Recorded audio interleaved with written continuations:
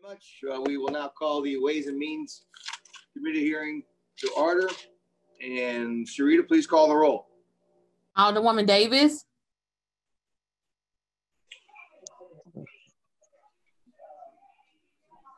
Present. Alderman Vaccaro. Present. Alderwoman Howard. Present. Alderwoman Hubbard. Present. Alderwoman Murphy. Here. Alderwoman Spencer. Alderman Muhammad. Here. Alderman Oldenburg. Present. Alderwoman Boyd.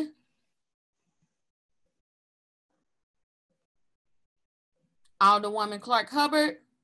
Here. Chairman Vollmer. Present. Alderwoman Spencer. Alderwoman Boyd. 9 present.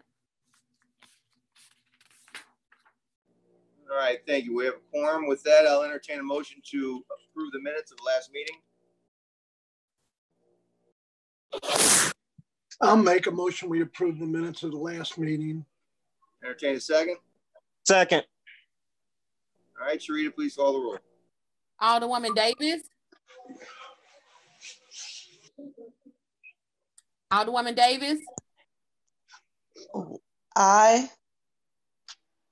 Alderman Vaccaro. Aye. Alderwoman Howard.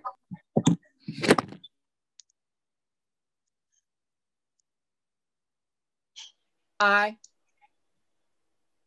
Alderwoman Hubbard. Aye. Alderwoman Murphy. Aye. Alderwoman Spencer.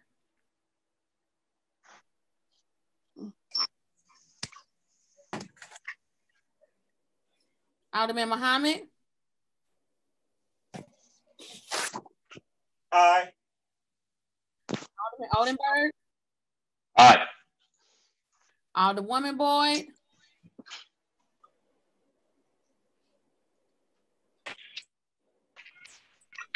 Alderwoman Clark Hubbard. Aye. Chairman Vollmer. Aye. Alderwoman Spencer.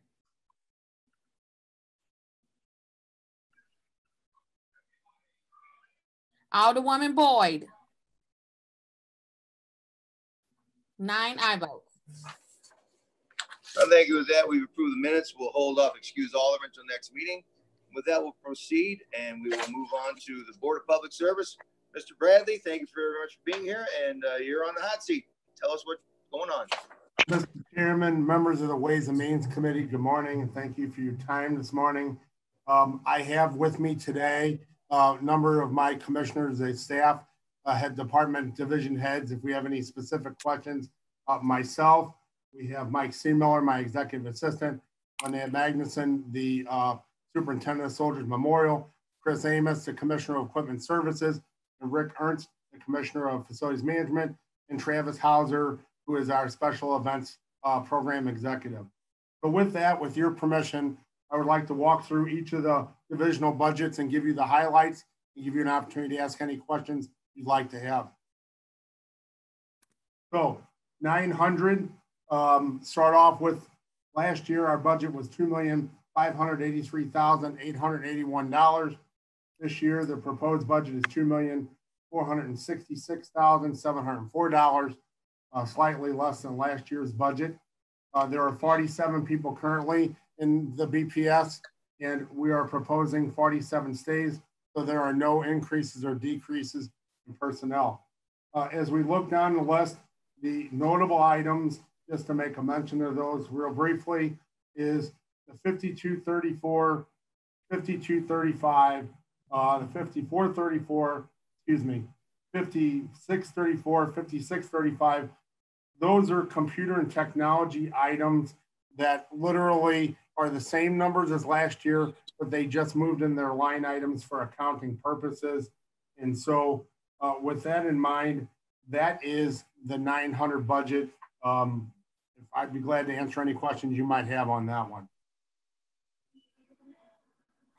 All right, thank you. Very concise. We'll start Alderwoman Davis. Any questions, Mr. Bradley and his staff? Thank you, Mr. Chairman. Good morning to Rich and his staff. I don't really have any questions. Your budget stayed the same. Actually, it's a little bit less. And I don't anticipate that you'll do any less work for us. And I just want to thank you for always taking care of my immediacies. That's Thank correct. you, You're very welcome. And we're going to do everything that we do. And staff knows that whatever you guys allow us to have is what we're going to work with. And we're going to give it our best. So thank you. I do appreciate that. Thank you, Mr. Chairman. Thank you, Alderwoman. Alderman Vaccaro, you're up. No real questions, and I still have issues with why our sidewalks haven't gotten done from over last year's budget, and my understanding about the contractors, but I'll let it go. But I can tell you the residents in my ward are not thrilled. Maybe they are in other wards, but I can tell you that they're not thrilled over here. That's all I really have to say. Maybe you can mention when I'm going to get sidewalks from over a year ago. So Alderman, can I ask a question? Are those on the 50-50 program or the citywide sidewalk program? 50-50. That's street department, so that doesn't fall underneath of me. Well, okay, then I'll talk to them about it. But my understanding was that you actually had hired the contractor that was doing the work, and that contractor after a year couldn't get a bond, and that the contractor now is gone. So my assumption is it might be under them, but what I was told is you hire them. But I'll wait. We can talk about this offline. Sure. No, that'd be great. Yeah, please call me. I'll be glad to explain it to you. Thank you. Well, Joe left there. There's Joe. Joe, that was all. And it was a little off subject. All right. Thank you very much. We will go next to Alderwoman Howard. I don't have any questions. I just appreciate the service Mr. Bradley and his cadre of folks lend to my ward, and look forward to continuing the work. And I'm glad that you were able to cut your budget back some. And I think you've always been very prudent in your allocations and make good use of your dollars. Thank you so much. Thank you. All right, Alderwoman Hubbard. Thank you, Mr. Chairman and members of the committee. I would first like to thank Mr. Bradley for being here. I do have a question, and I guess it's more of possibly what we can do regarding process, because with our capital improvement dollars, like we'll bank the money, but then when we try to spend it, just the city's process is so antiquated in how long it takes to get cameras, how long it takes to do a lot of stuff. So I guess I'm asking, what could we do, or what could change in your department or other city services just to expedite things a lot faster, because it takes years sometime to get stuff done. And I just want to know, what could we do to make things better for our constituents, because they don't believe that it really takes as long as it does to do stuff in our ward. So I would like to know, what could we do to help you be more efficient? Well, thank you for that comment. That is duly noted. That is probably the #1 comment that I get concerning work capital funds. I completely understand it. The cameras, as most of you are aware, is a little bit of an odd animal because it is relatively new in the public works side here. And we worked our way through it with a lot of challenges from a lot of different departments and so forth. For general capital improvements, what I would say is this: when you have your budget hearings, if you know what you want to do and you put it into the right categories, have my staff put it where you want it up front, that cuts out probably 30 to 45 days right off the bat from having to do a transfer and go to E&A and do all that type of stuff there. I think beyond that, it's still, all these projects still have to go through the design process. And then we have to go through the bid process as required by the charter and the ordinances. We do our best to expedite things like the citywide sidewalk program, where we bid that out. The bid work is all done up front, and then we write task orders to it. So those type of things, you know, like if it's a sidewalk project or something that can fall within that realm, that's pretty straightforward. If it's something more specialized, you know, and Alderwoman, you've had a couple specialized type projects, you know, we do our best to try to get them out there as quick as we can, but technically they're supposed to be designed and sealed and then bid out. And that's, we try to follow all the rules. So do the best we can. There's really not much more I can tell you to do.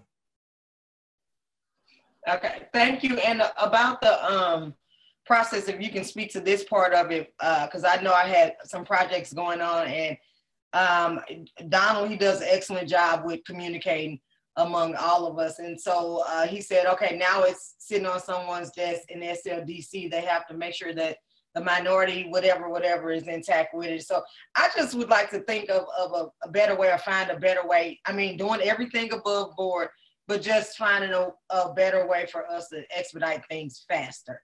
And I just hope that maybe we can all sit down and come up with something to help speed things along in light of everything. I mean, checking off all of our boxes, but just making sure that we can be more expedient as a city when it comes to allocating these dollars. And that's all I have. Absolutely. I'd be glad to talk with you about that. Okay. All right. Is that all, Alderwoman? Okay. Let me move on to Alderwoman Murphy. No questions. Thank you, Rich, for everything. I appreciate, I know how hard it is sometimes to coordinate everything, and I appreciate all you do. And I look forward to working with you this year too. Okay, that's all. Thank you. Thank you. Thank you, Alderwoman. Has Alderwoman Spencer joined us? I don't see. Alderwoman Spencer, are you there? No? Okay, we'll move on to Alderman Muhammad. Any questions of Mr. Bradley and his staff?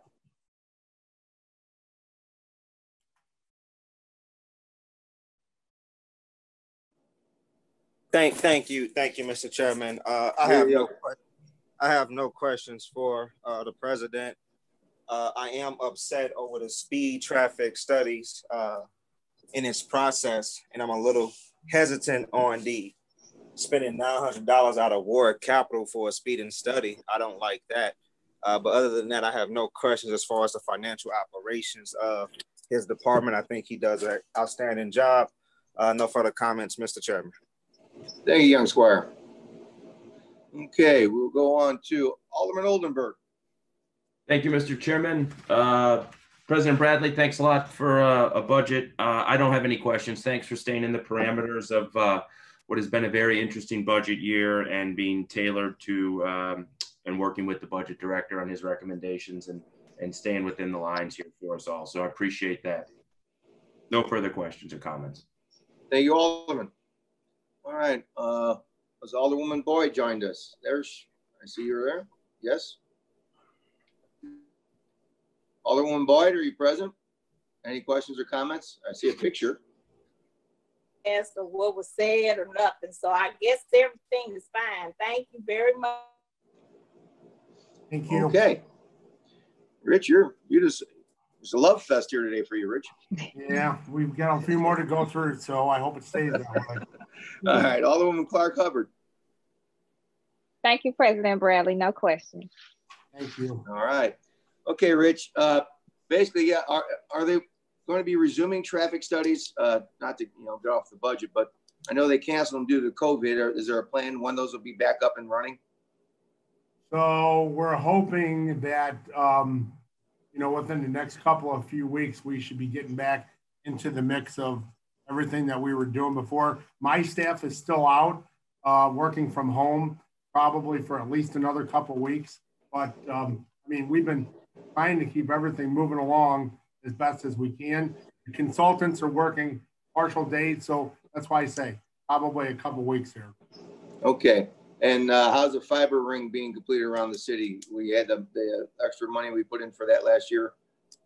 Yeah, so that's kind of moving along. The cameras have all been moving along. Those projects have not stopped. Mr. Walterman and the mayor were very clear with us when this all started that those essential projects need to continue. But we've been pushing along, and the idea is to get all those camera projects funded through that supplemental appropriation completed by the end of the year. That is our goal. All right. Well, thank you very much. Thanks for bringing a budget that is less than last year. Thanks for not asking for any more money. And with that, we're actually way ahead of schedule unless anyone has any other questions of Mr. Bradley and the staff. Alderman, I still have to go through all my other divisions. Can I have? Oh, no, I'm not letting you do that. I'm joking. Go ahead, Rich. Mayor, we're very clear. Go ahead. Okay. All right. So the next one I got on the line here is 903, which is pushing along. And the idea. Oh, excuse me. Okay. Facilities management 903. And as you guys would remember, that's broken into two different budgets, broken into the regular facilities budget and the police budget. The first budget is the regular facilities budget, $13,109,068. This year's coming budget, $13,026,254. So a decrease in budget. And so we have 38 people currently in the regular facility staff. The proposed budget has 37. One of the plumbing positions that we acquired last year was vacant due to retirements, and it got taken away as a budget cutting measure. As we look down the list for 903, the regular program group, everything is very similar to what it was last year or less. The only items that are a little bit beyond both in the regular facilities budget and the police budget are the utility for electric, which went up, actually is the same as last year, is the gas budget, which went up a little bit from last year, about $30,000, $40,000. The steam budget went up a little bit from last year, and the sewer bill went up a little bit from last year. And those are all based on rate increases by each of the utilities. And we presented those to the budget division, and they gave us a portion of what those were. So with 903 and 903 police, those are my my reports on those. The 910 equipment services line item, I would talk about that. That is also broken into two budgets. And so I'd like to address those as follows. The regular equipment services line, equipment services maintains all our vehicles. This current year was $12,132,764. Next year it is $12,446,487. And the regular budget had 70 people on it, and the E&A recommended has 70. The police budget was $4,739,015. The budget for next year, $4,796,830 with 48 people, and that stays flat as well. The only real thing that increased in both of those budgets, to make it very, very basic, is the parts for vehicles increased. And so that's just an escalation of parts and the fleet gaining a little bit of age. You're going to say, yes, we did buy some new vehicles, which we did, but we are still under the gun for police vehicles. So in the police budget, it is my understanding that today we have an old police fleet. We're about $5 million behind on replacing police cars. And so therefore, all the line items have increased in that budget as well because of parts and commercial repairs and rebuilds and things that we need in order to keep our police fleet running. 914, the Office of Special Events. Last year, and this is my first full year of actually having it. Last year was $162,359. This year, the budget is $158,649. And as I mentioned, we do have a new special events executive. His name is Travis Hauser. He is with us today. That budget, everything in there remained flat. And so there were no changes other than some reduction in salary savings. And then lastly was Soldiers Memorial budget, which was $129,198 last year, and this year it's $128,999. There are 2 individuals on that staff, and again, other than personnel costs, everything remained completely flat in that budget. So, you know, those are all the divisions that report to me, and you know, other than the president's office, which we went through questions. So I'd be glad to try to field questions on any of those different divisions if anyone has any. Okay, we'll run through. Alderwoman Davis, any questions on those items? No, Mr. Chairman, I heard the same thing that I heard in the president's budget. Everything pretty much remained the same. Those things that you don't have any control over with utilities, we have to pay the increases just like our regular citizens do. So thank you very much. Thank you. Alderman Vaccaro. Yeah, Rich, a quick question.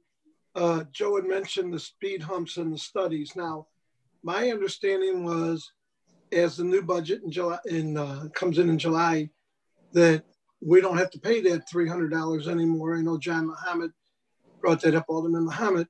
My understanding is that, I don't know if it's streets or you guys, but they're going to go ahead and start doing the speed studies themselves, and we're not going to have to pay the $300. Is that correct?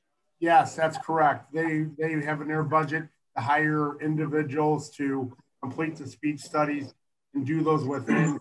And then also there's discussion out there right now about, you know, whether or not you actually want the speed studies or whether or not it's just a matter of you work with the street director to get them put in place. At the end of the day, you know, our role in it here is when the street director says, okay, we go with it, we build them. Okay, that answered my question, because I know I'm holding off. I'm fighting to get our ward capital put back, which I will. And, you know, I wanted to make sure that speeds the speed bump question, which Joey and Alderman Vollmer and Alderman Muhammad brought up.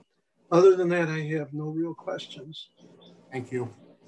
All right, thank you very much. We'll go to Alderwoman Howard. No questions. Thank you, Rich. Thank you. Alderwoman Hubbard. No questions. All right, thank you. Alderwoman Murphy. No questions. Thank you. Thank you, dear. Alderwoman Spencer is still not joined us. I don't see her. Okay, Alderman Muhammad. Yes, Mr. President, did Donald Williams get a raise? Did Donald Williams get a raise? That's actually a really interesting question. So here's what I would say is this, that the way the raises work for the civil service people is Donald should have gotten a raise unless he fell into this category of where the COVID stopped everything that we're doing. What happened is about a month and a half ago, as you guys are very aware, the raises were all frozen. But yeah, if he was on a cycle before that happened, absolutely. He's an outstanding individual. Absolutely. He deserves much more money for the job that he does. He caters to each of us. And he does a fantastic job in responding to my needs and my wants in my ward. So I can imagine he does the same for every other ward.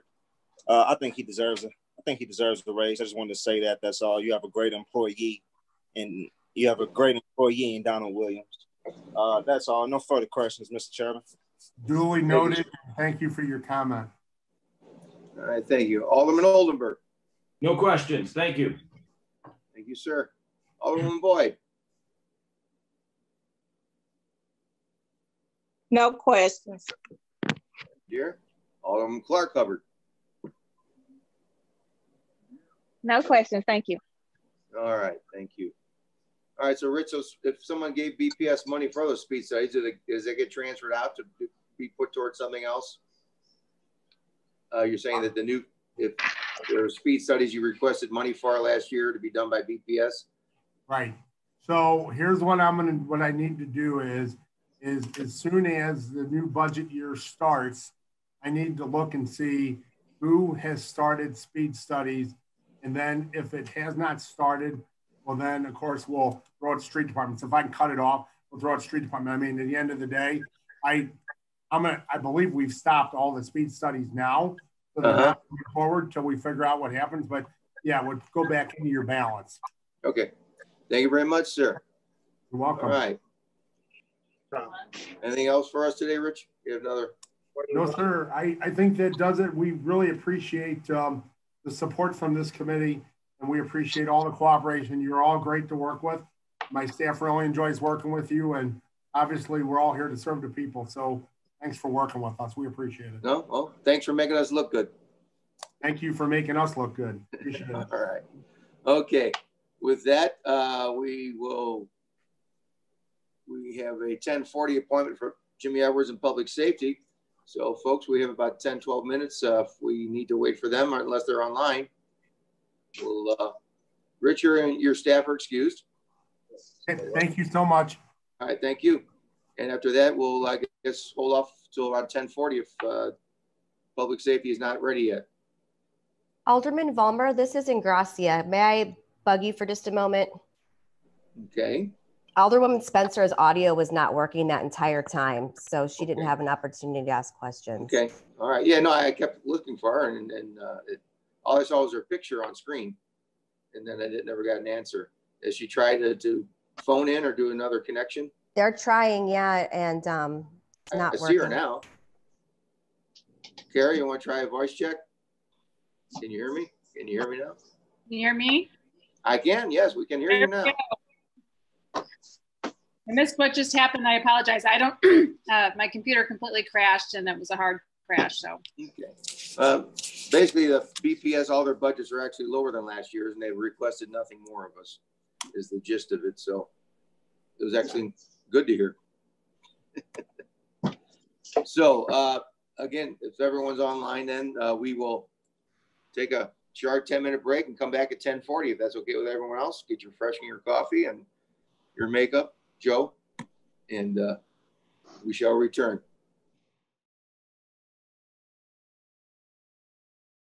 Looks like we're good to go. All right. We'll reconvene the Ways and Means hearing.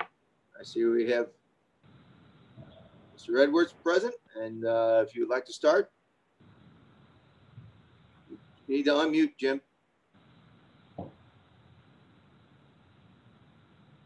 You're still muted.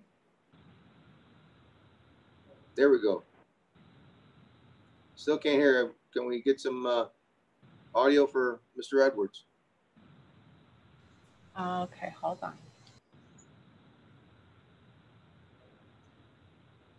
Do you need an audio check from all these folks from the public safety?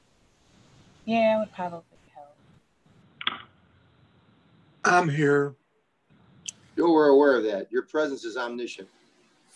You asked for an audio check. I was giving you one. Chief Jangerson, check. I'm on. Gary Chrisman's on. Essence Owens. Okay. Jim Taylor Riley. Okay. Nathan Lett. Frank Oswald. Okay. So it seems like Director Edwards, believe me, I didn't do it on purpose. Mr. Edwards, why don't you come out of the meeting and then come back on?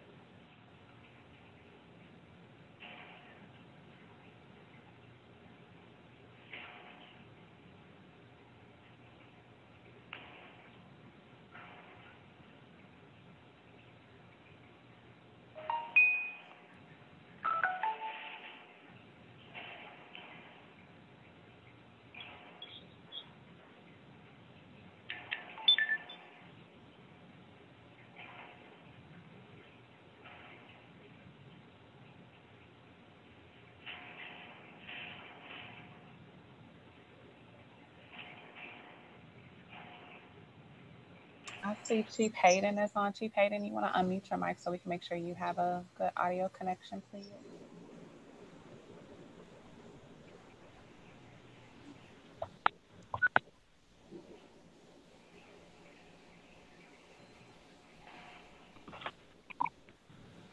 Chief Commissioner Hayden. Glass is on. Thank you. Chief Hayden, do you need me to unmute you for you?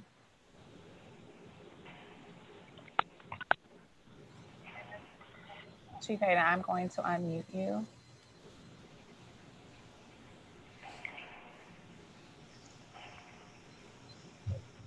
Okay, Chief Hayden, can you give me a quick audio check, please?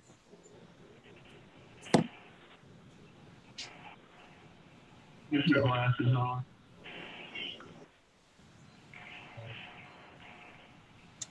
Alderman Vollmer, I cannot hear Chief Hayden, but I see his video. Okay, I still, and Director Edwards is, I can still see him, but Director Edwards? I see him, but I don't have any audio.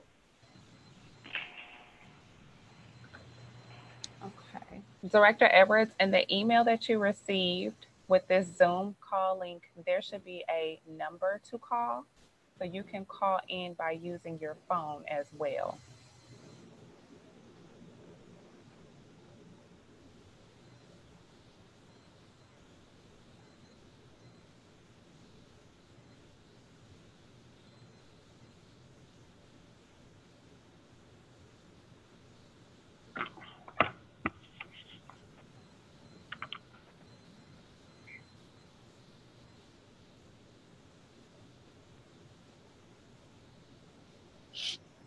Yes, call in with your number. So you can stay connected on the phone, on the computer for video, but then you can also use the phone number to call in as well.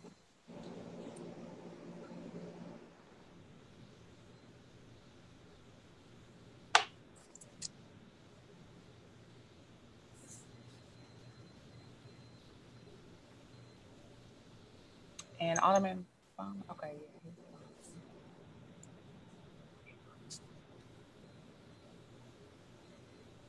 Have you called in, Mr. Edwards? What's the last digit of your number so I can?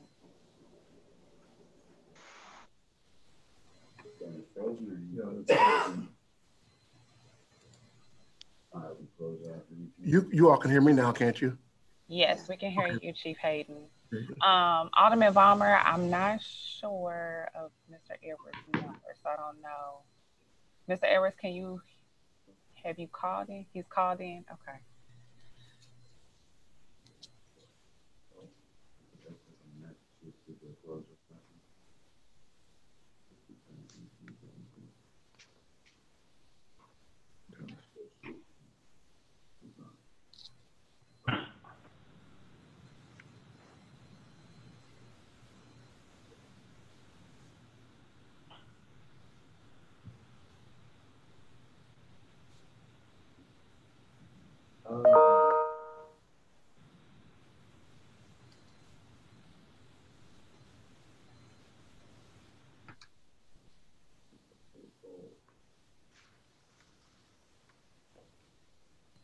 You may not need to be in a remote session. You should be able to run Zoom just on the local computer. You can get your email on the laptop, I should say.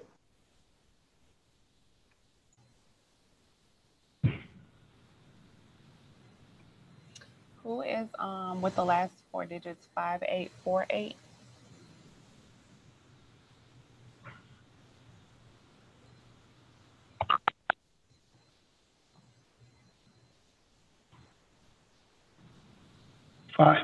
This is Commissioner Glass. My last four digits of phone number is 5848. Okay, I'm just trying to do an elimination process, trying to see if you can get Judge Jimmy. Can you hear us in Judge Edwards' office? Oh, hello? I can hear you. All right. I'll come up later and explain. Okay, great. Okay, Alderman Vollmer. It looks like everybody is here. Judge Jimmy Edwards, can we? I am. Thank you very much. Thank you. Thank you, Wonderful. Mr. Chairman. I certainly appreciate your patience with me. Members of the committee, thank you as well. My name is Jimmy Edwards. I am the Director of Public Safety for the City of St. Louis.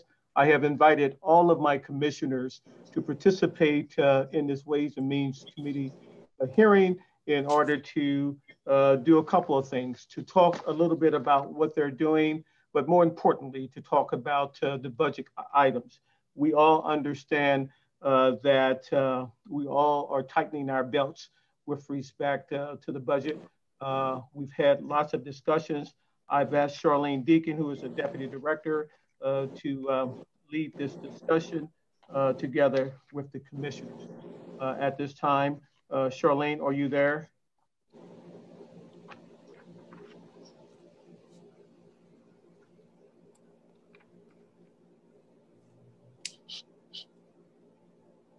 Charlene, are you muted or unmuted? I don't see anybody by that name, Alderman Vollmer. Okay, what we'll do is we will start first with our City Emergency Management Agency, Gary Chrisman. He's under department number 625. If that's okay with you, Mr. Chairman. That's fine. Mr. Chrisman, please proceed. Good morning. Thank you for the opportunity to be able to present to the committee this morning. Can everybody hear me fine? Yes. Perfect. Thank you. As Judge Edwards pointed out, I am submitting for 625, the Emergency Management Agency. We are the responsible agency for prevention, preparedness, response, recovery, and mitigation from all hazards. As you know, for the last couple of years, we've been working under a number of different emergencies. Last year, we had the second highest flooding in the city of St. Louis on the Mississippi River. And the obvious one this year, the COVID-19 response. So on top of our response to these events in preparation for upcoming events, and then working with our city partners for special events, and then the preparedness and prevention for anything that may impact the city of St. Louis, but also anything that could impact the region itself. So we work very closely with not only our departments, but our state, federal, volunteer agencies, and the citizens themselves. With that, I know that time is in essence, so I'll make it brief. One of the things that I do want to point out is that our budget is also 50% or up to 50% reimbursed by the federal government through an emergency management program grant. So what is in 1010 is a match towards our budget for 1169. So half of our salaries are supplies for the Emergency Operations Center and for our mobile unified command post, and other parts of our budget are up to 50% reimbursed. So with that, I will turn it back to the committee and ask if you have any questions that I can answer in regards to my budget. Thank you, Gary. We will start, Alderwoman Davis. Any questions, Mr. Chrisman? No, Mr. Chairman, thank you. All right. Alderman Vaccaro, any questions of Mr. Chrisman? No, not at all. Thank you. All right, thank you. Alderwoman Howard? No questions. Thank you. All right, thank you. Alderwoman Hubbard? No questions. All right, thank you. Alderwoman Murphy? No questions. Thank you. Thank you. Alderwoman Spencer? Thank you, Mr. Chair. I believe you can hear me now. We can hear you now. Great. I did have just a couple. The emergency management. Can you describe this generally on a on more of a traditional year? What all things you cover? We work very closely with all of our city agencies in support of the special events, Fair St. Louis, World Series, Stanley Cups, parades, those large events that take place in the city of St. Louis. But outside of that, we also work very closely with them to prepare for any and all types of hazards that could impact the city of St. Louis. We work very closely with our regional partners to ensure that we have a comprehensive regional approach to our response, knowing flooding is going to impact both the city, the county, and other regions that we border up against, including our Illinois partners. We also work very closely with our state and federal partners to ensure that we have a seamless approach to being able to get either an emergency declaration or resources that may be needed for response to the city of St. Louis and the need of the citizens. Then on top of that, we provide training, the Citizens Emergency Response Training for our citizens, businesses. And then we work very closely with our business partners to help them with their planning in preparation for such a disaster that we're in right now, and then any type of hazards that could impact us. And then again, we also work very closely with our state and federal partners to monitor any changes for how we do federal reimbursement through our declaration of emergencies in the city, how we ask for an emergency for the state, and then how that goes up to the president's office to be signed for federal reimbursement. So we're working right now on federal reimbursement from the flooding last year, 2019. And then we have submitted, I believe to date, 8 projects for the COVID-19 response. So we're at about a little over $3 million in reimbursement applications. We have not received that yet. We're still working with the federal government to get that money reimbursed to the city of St. Louis. So is this the FEMA money? So is this the FEMA money that maybe the Chief of Staff, Steve Conway, was discussing the other day? Yes, there's actually 3 pots of money right now that's coming into the city from COVID. The health department gets a grant. It's called the CRI, Citizen Ready Initiative. And then you have the CARES Act, and then you have FEMA reimbursement. So yes, I'm sure that the Chief of Staff definitely was talking about the FEMA reimbursement along with those 3 grants. And then is this your office that directs those FEMA reimbursements or those expenditures that are reimbursed by FEMA? Yes, yes, ma'am. And so and right now we're up to, I think Conway said around 3 million. Correct. Okay. And the city of St. Louis has to expend those funds first and then we get reimbursed? Correct. So once we have paid for that invoice, we put it together in a project. We work close with the state because they have to approve it. And then also the Federal Emergency Management has to approve it. So we work very closely with them when we're putting that project together to ensure that all the I's are dotted, all the T's are crossed, and that we're ready to submit that, because we know eventually it's going to come back that they're going to audit all of our projects. That's why we build those partnerships up throughout the year. And as we're submitting them, we do it with their approval and their oversight to make sure that everything is approved and going through correctly. Is there an upper limit to how much our response to COVID or other natural or other disasters? There is not, but there is a formula that this one's a little bit different. There's normally a threshold that we have to expend before we can even ask for FEMA reimbursement. I believe it's $1.3 million that we had to expend last year for 2019 before we could start reimbursement for FEMA. For the COVID-19, they waived that. They said that there was no threshold, that everybody could start submitting projects. The city of St. Louis was actually the first to submit projects to the state of Missouri and the Federal Emergency Management for the state of Missouri. So we kind of led the way of getting that reimbursement started in the state. And are those reimbursements pretty reliable? Do we have any concerns that the $3 million will not be reimbursed? I'm pretty comfortable that it's going to be reimbursed. As I said, that's why we work with them before we submit it. So they have eyes on and they know what we can reimburse and what we can't. There's some items that we were told that we could not reimburse. So we took those out of the projects and submitted the project without those. So there wasn't any question of, is it reimbursable or not? So your budget really that, it's shy of $200,000 for your office is just for the administrative work of applying for those federal matching Correct. positions? Okay. And so is there any enumeration of those federal matching that, is there a budget for that?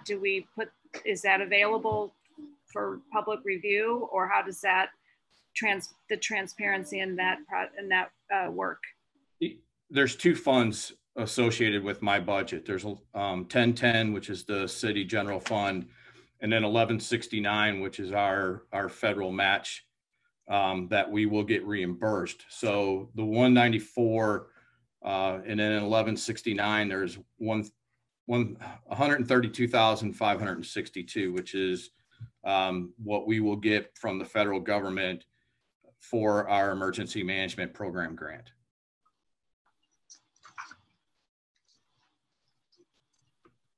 $1169.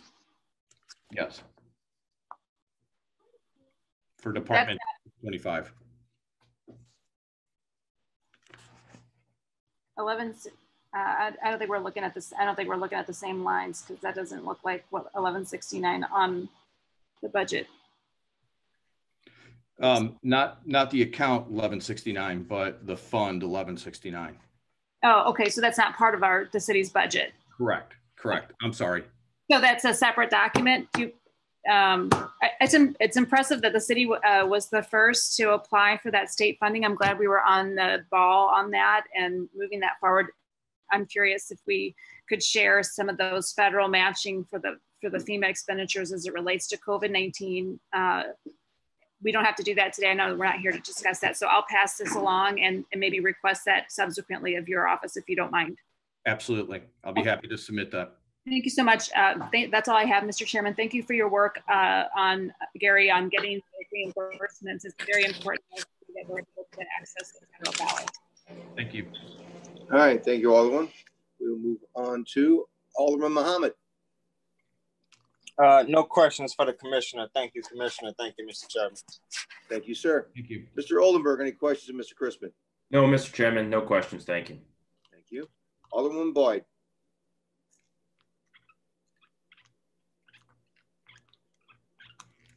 Are you there, dear? She's cutting up bad. I just got a note from her.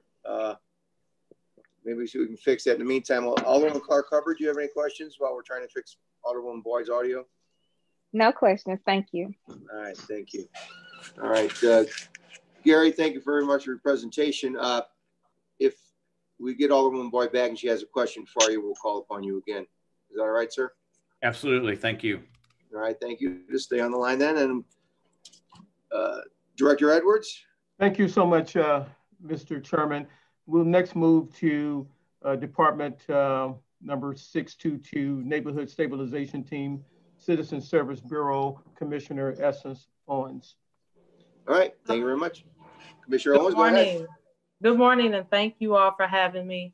So as Director Edwards said, I am with 622 Neighborhood Stabilization and Citizen Service Bureau, and we are responsible for addressing all quality of life issues within the city of St. Louis. My overall budget hasn't changed very much from last fiscal year. The only thing that really kind of stands out is the increase in both per performance and regular salaries in the Citizen Service Bureau due to the $15 an hour minimum wage increase. And also, if it's okay, I would like to share some productivity numbers for the division during the pandemic. The Citizen Service Bureau answered 21,346 calls during the 8-week stay-at-home period, which is a 29% increase over the same time frame last year.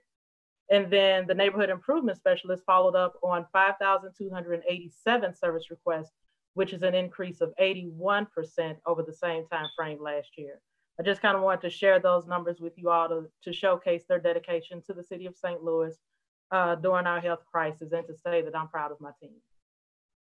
And at this time, I will take any questions that you all may have. All right. Thank you, Commissioner Owens.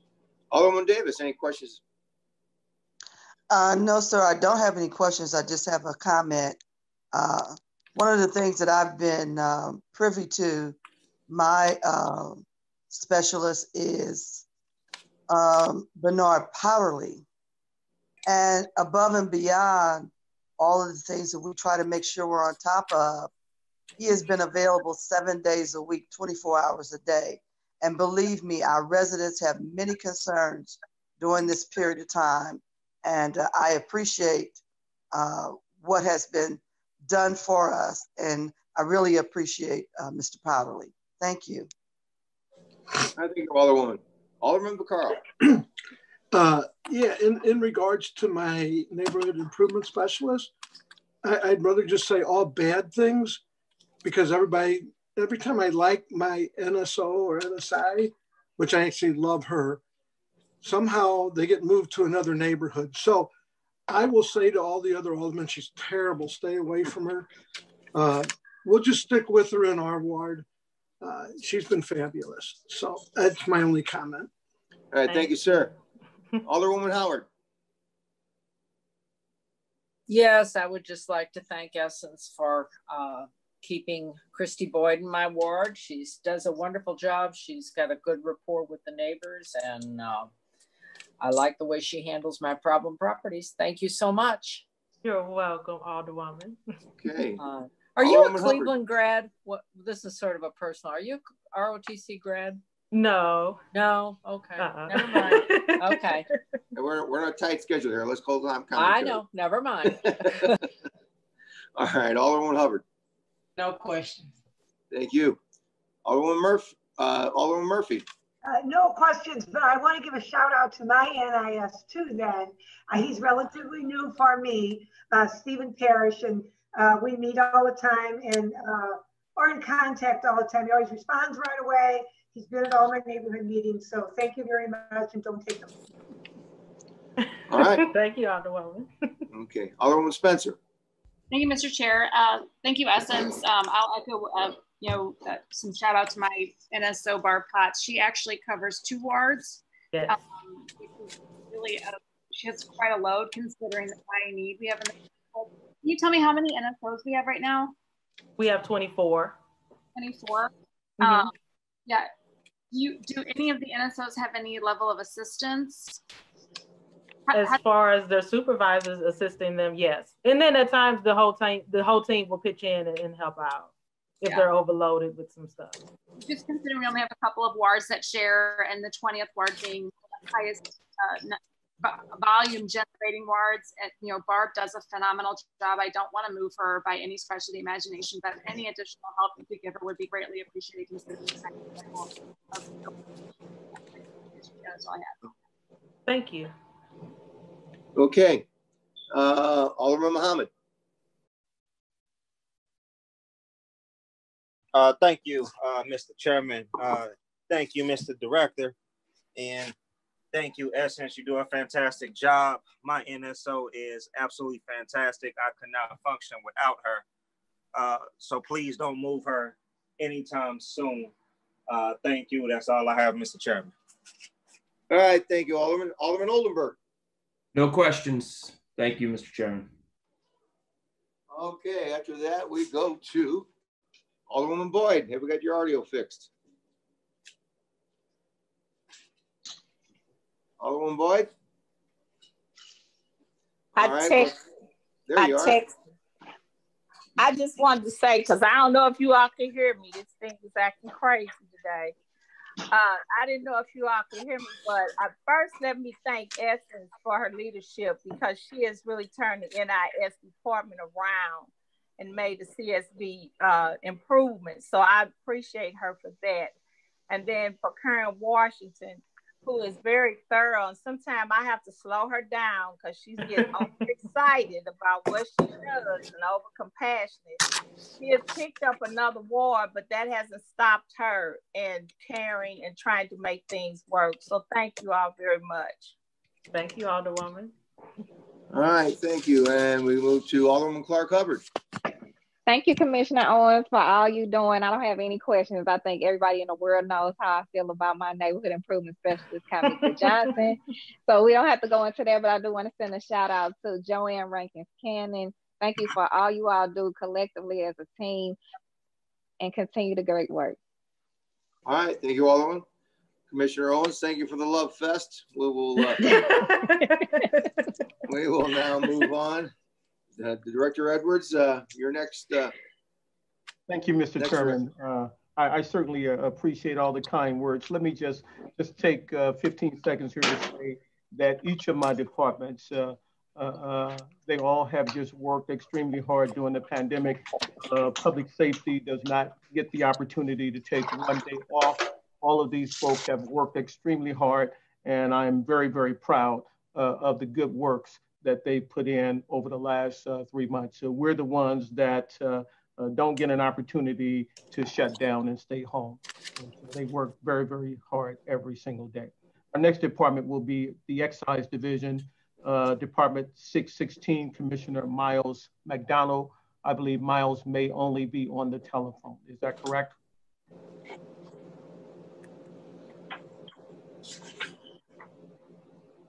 Commissioner McDonald, are you there, sir? Commissioner, I want to be very, very respectful of everybody's time. We'll come back to Miles. We'll move on to our Civilian Oversight Board, Department number 635. Our newest commissioner is Kimberly Taylor. I will make all attempts to contact Miles at this time. Thank you, sir. Well, good morning, everyone. I am Kimberly Taylor Riley. I'm the new commissioner for the Civilian Oversight Board. We're number 635. We consist of 2 investigators, 1 assistant, and myself. The staff has been working remotely as much as possible. We're continuing to move forward, serving the community by taking complaints against SLMPD officers regarding excessive use of force, abuse of authority, sexual harassment and assault, discourtesy, racial profiling, and use of offensive language that includes slurs that are related to protected class status. Our budget, in brief, is lean and primarily covers our wages and benefits for our staff. I am certainly here and available for any questions that you might have of me at this time. All right, thank you very much, Commissioner. We'll start Alderwoman Davis. Let me give you the number. I'm gonna send it to you. Mr. Chairman, at this time, I don't have any questions, and I thank you and your department for your service. Thank you. Thank you. Alderman Vaccaro. I'm sorry, I have no questions, oddly enough. All is good here. All right, thank you, sir. Alderwoman Howard. No, I thank you for your service, and all's good. I have no questions. Thank you. All right, thank you. Alderwoman Hubbard. No questions. Thank you for your service, ma'am. Thank you. Alderwoman Murphy. No questions. Thank you. Okay. And Alderwoman Spencer. Thank you, Mr. Chair. Thank you, Commissioner. Do we have an annual report of the complaints that the Civilian Oversight Board receives and deals with? You would be able to review that in our annual reports that are available on our website. So it is available there for at least the last 2 years, for 17 and 18 for sure. We're still working on 19. COVID has set us back a little bit, but we're hoping to have that out for you by next month. Great, thanks. That's all I have, Mr. Chair. Thank you. Thank you very much, Alderwoman. Alderman Muhammad. No questions, Mr. Chairman. Welcome to the city of St. Louis, Ms. Kimberly. Thank you. All right, Alderman Oldenburg. Thank you, Mr. Chairman. Just one quick question. Are all board members, are we fully staffed on all board members now? I believe there was one outstanding appointment. It was my understanding that you were going to take that up, but I haven't received any documentation to indicate that that has happened as yet. That's right. Okay. That answers my question. Thank you. Mr. Chair. Thank you, Mr. Chairman. Yes, Alderman Howard. The board has voted that person out. I believe they should be getting documentation soon. So. All right. Thank you for the update. Real-time update. Thank you, Alderwoman. All right, you're welcome. Alderman Boyd. Can you hear me? We can hear you, dear. Oh, thank you. Okay. Thank you, Kimberly. And I was just going to say, maybe we need to look at improving communication from us to you guys, because it seems like it's slower. You all are not getting information, you know, in a timely fashion, because if we're voting it out and you haven't gotten it, so it, to me, it's a breakdown. And I'm saying it might be the pandemic. I don't know. But I'm just thinking maybe we need to look at some way to speed it up. Okay. Well, we'd certainly be open to that. If you have specific suggestions or things that you would like us to do from our end, please just let me know. Okay, and thank you and welcome. Thank you. All right. Alderman Clark Hubbard. No. No questions? All right. Kind of went in and out there, but I believe I heard the word no. So Kimberly, thank you very much for your time and your service. Thank you, sir. Director Edwards. Jimmy, we're not hearing you.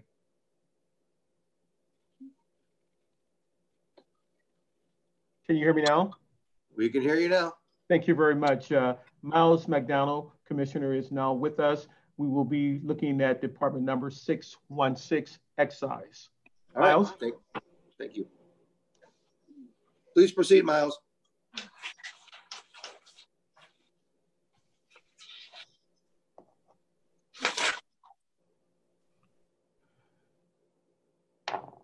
Miles? All right.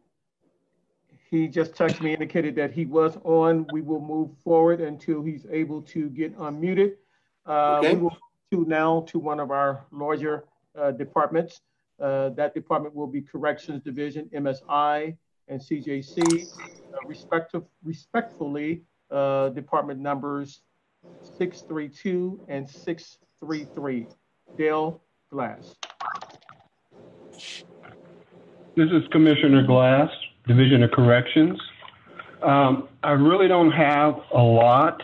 As I indicated to Director Edwards, I can see that Director Payne was very thoughtful in his approach to our budget versus our request and what he's actually offering to Ways and Means. I did have a couple of concerns, and in 632, 5638 facilities grounds, we requested 29,000 and got 29,000. However, our intent was to follow the budget that allotted us federal funds to pay for repairs. So I'm concerned about that. The previous budget 20, we spent 223,000 for repairs. The one thing that I would indicate is that our intent, in the last couple of years, we have been doing improvements. I won't be doing any improvements this year, but I will just maintain or repair those things that are necessary. The same thing holds true for 633, also in facilities grounds. We asked for 192 and received 100,000. Again, we scratched all those improvements we planned for this year, and it's going to be tight, but I think we'll be okay. The one other concern was the number of staff at MSI. We originally submitted a budget reducing our correctional officers, our line staff, from 149 to 92, and we were reduced to 65. A little concerned, but after COVID came on, the population dropped further. My concerns are that drop in population is probably temporary, and I'm certain we'll see an increase when we move forward from that event. And it's the time frame it takes to hire a CO1 is several months, approaching maybe 6 months. And so it'll be difficult to staff back up. However, although I'm concerned, I'm not asking for any changes in the budget. And I'm open for questions. Mr. Chairman, may I, before we take questions, just to get everybody up to date in the context. Since COVID, the court, along with the judiciary members and other folk that are involved with the criminal justice process, have engaged in what we call COVID releases. Folk that would ordinarily have been locked up in our facilities are no longer locked up. That number is well over 300 COVID releases now out of the city of St. Louis. Most of those releases are felony types of cases, as we had no ordinance offenders, or very few locked up in our facilities. We had very few misdemeanors locked up in our facilities. So the releases that have occurred in the city of St. Louis have been releases from robberies, carjackings, assaults, sexual offenses, as well as some folk charged and accused of murder. Since the releases started back in mid-March, over 30 of those, about 50 of those people have been rearrested. So the recidivism rate and the rearrest rate is at about 25% of those folk that have been released. So just as the commissioner has indicated, I do anticipate that there will be a huge surge of folk back in our facilities as we continue to open up our city, as we continue to try to stem the COVID virus inside of the city of St. Louis. In other words, the crime rate with respect to assaultive behaviors have not gone down. In fact, they are stemming or trending upward. We've had lots of reduction in crime, and the chief will talk about that at the end of this process with respect to non-human victim types of offenses in terms, for example, burglaries and stillings and things of that sort. Those numbers are way down. However, the assaultive types of behaviors on persons are trending about the same, or they're trending upward. Okay, thank you. We will move to questions of Commissioner Glass. Alderman Davis. Commissioner, I really don't have any questions. Our public safety director just answered the question that I had, because I have been following those numbers, and I knew that a lot of the folks that had been released had recommitted. And so I thank you for, first of all, let me thank you for improving facilities and maintaining that improvement, even with tight budgets. I think you all have done well. I think you've done well as far as bringing rehabilitative types of programming into the facilities that can allow it. And I also thank you for giving us a different type of incarceration, not just incarcerated and doing nothing, but also helping people prepare to come out and be better citizens if that is their choice. So I thank you again. That's it for me, Mr. Chairman. Thank you, Alderman. Alderman Carl. Yes, first off, Commissioner Judge Edwards, thank you.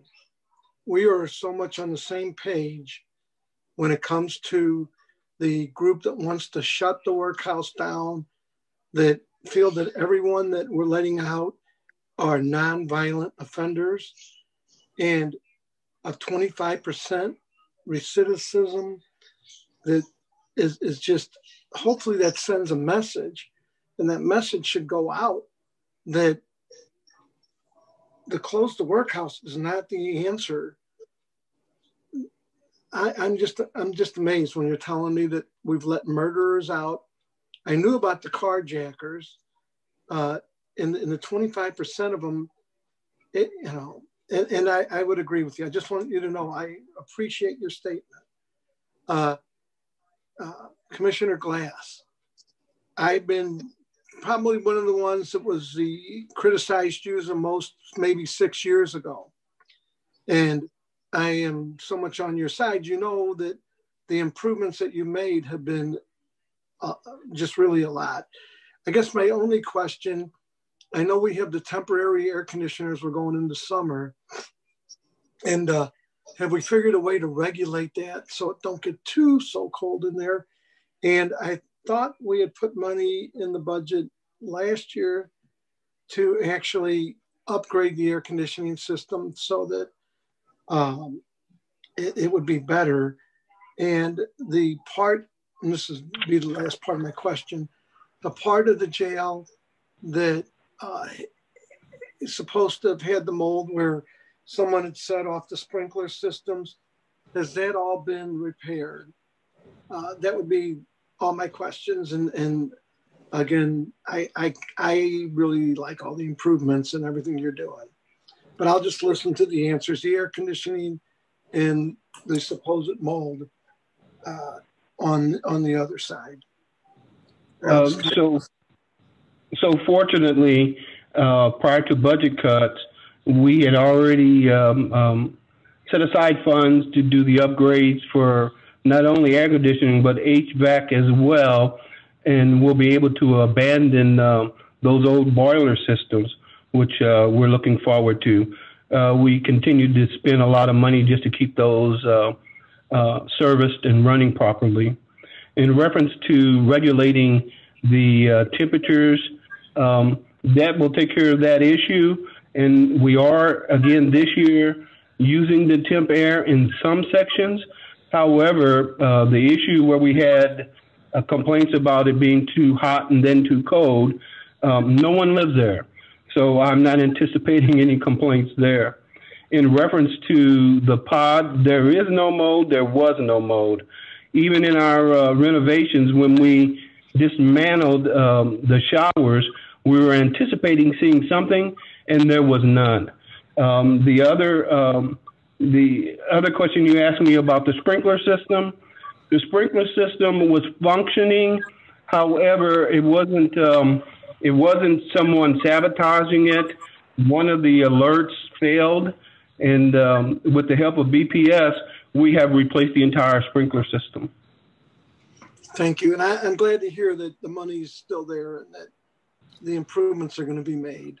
And again, I hope that the people that want to close the workhouse are listening to this, because from what Jimmy Edwards says and what you're saying, I think we're on the right track. I would like to see more, more classes going on, inside there. And, I really like to see some of that ground that we plant in vegetables and stuff. But I'll leave that for another day. I know I got streets with Joe, although I got 2 computers. So I can react to both of those comments, Alderman. The classes, we have quite a few classes. In fact, we use Google Calendar to schedule both space and time. So we are maxed there.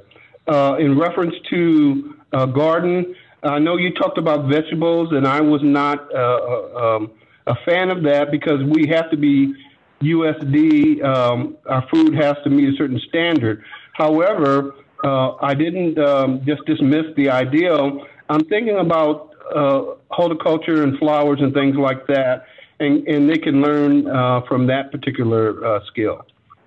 Well, thank you. I'm gonna let you go, but thank you. And we could talk offhand, but thank you. All right, thank you, Alderman. Alderwoman Howard.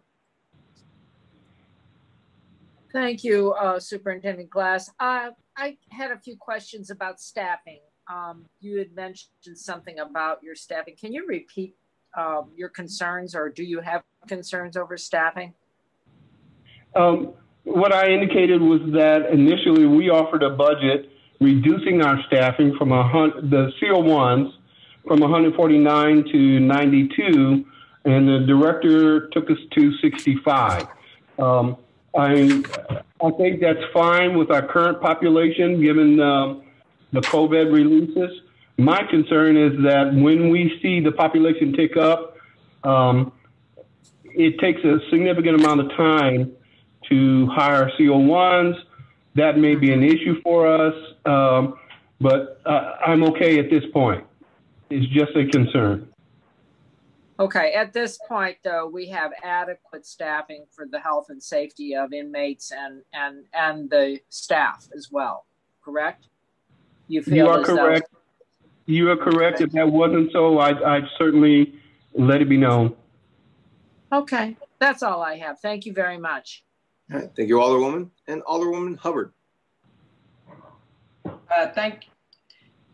Thank you, Mr. Chairman, and thank you, Judge Edwards and Mr. Glass. I really appreciate your leadership and your efforts in regards to everything that's going on with the workhouse. I know that there has been a sensationalized effort out there to just simply close it and not really focus on what we need to focus on regarding our population that's there. But I just want to commend you for your efforts. You all definitely have my support.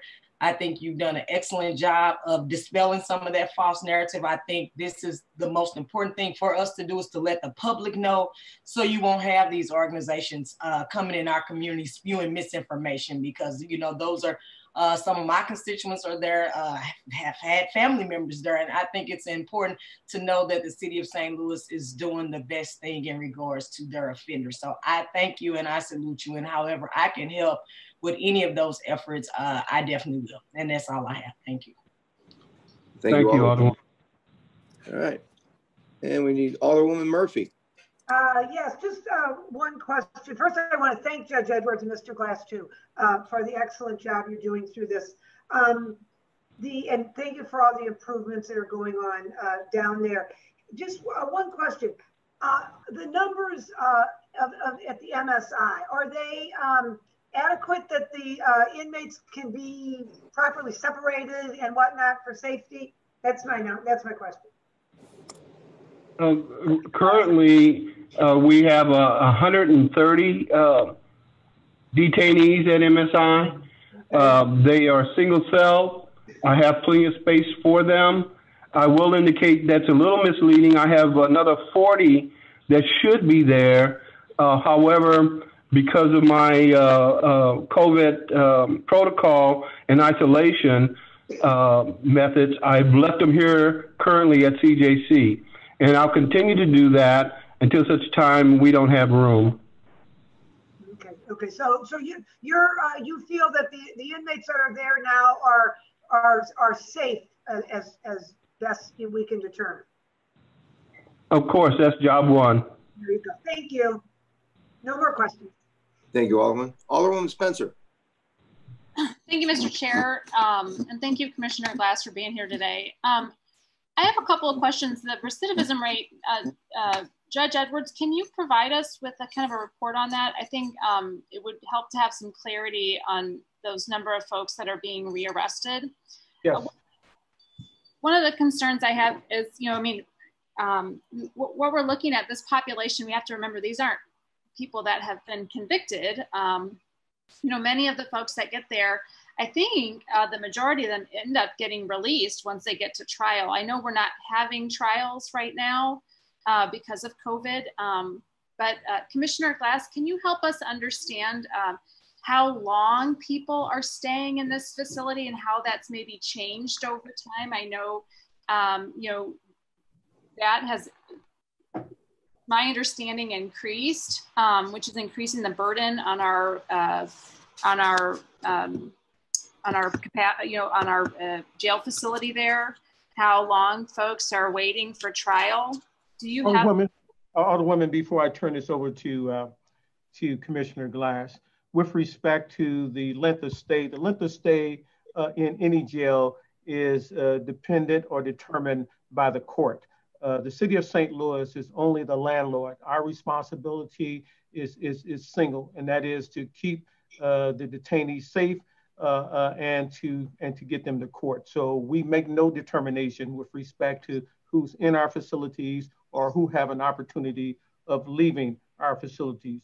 With respect to recidivism, just over the Memorial Day weekend, there were close to 25, close to 20 rearrests of individuals that had been released. And many of these folk have been released multiple times between March and today. For example, they would be arrested, released, arrested, released, arrested and released. Some of them have been arrested and released at least 4 or 5 times within a 2.5 month period.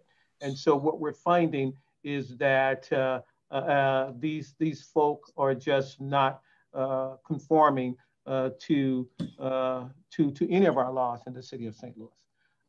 Dale, is there anything you wish to add? Yeah, just a couple of things, Judge. First of all, the fact that people are rearrested that were released during COVID is a trend that is occurring across the country. New York accounted for 149 new charges by 100 people that had been released during COVID. And other states have reported similar trends.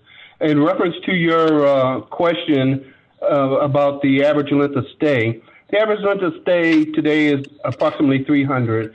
Prior to COVID was 240. I suspect that can be contributed to directly what the judge indicated that court hearings. However, the population overall is about balance. I don't see much difference. And that's probably a function of how many people are we arresting today. So that's where we're at. It sounds like if we have these rearresting situations,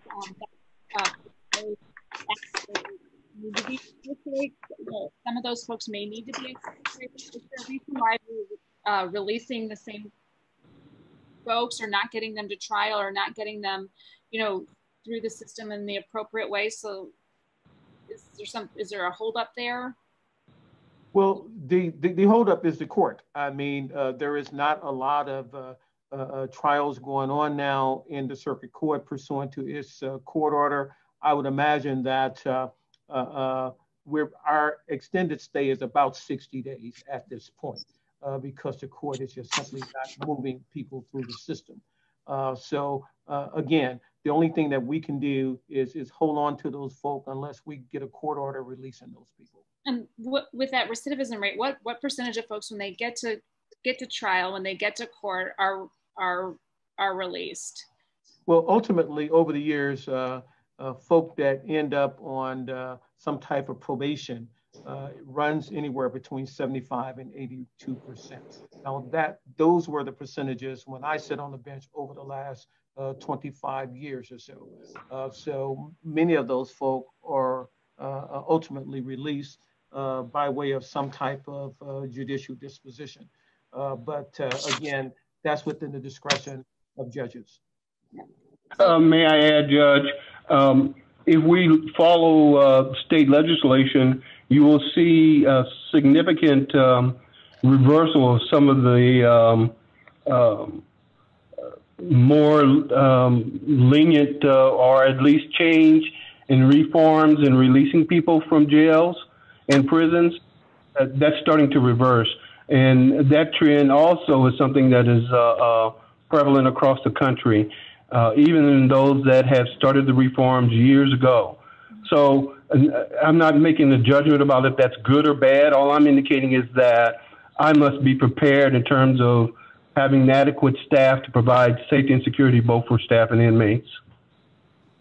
Yeah, I guess I just wanted to point out, I mean, if 80% of them are getting released once they get to trial, we're just a holding pattern until they get to trial, so it's just important to keep in mind that the majority of these folks are found by the courts to be releasable, and the holding of them in the meantime is something that is, I don't know, that is actually accomplishing much other than if they're getting re-released or if they're getting rearrested. So the system isn't functioning that well not that the people that are driving it, I just mean, you know, we're continuing to have a criminal crime problem, and the holding of folks isn't necessarily reversing the trends.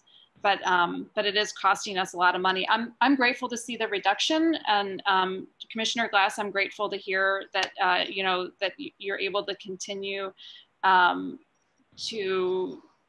do the job of the commissioner and hold the folks we need to hold with a much tightened budget. The budget is significantly reduced.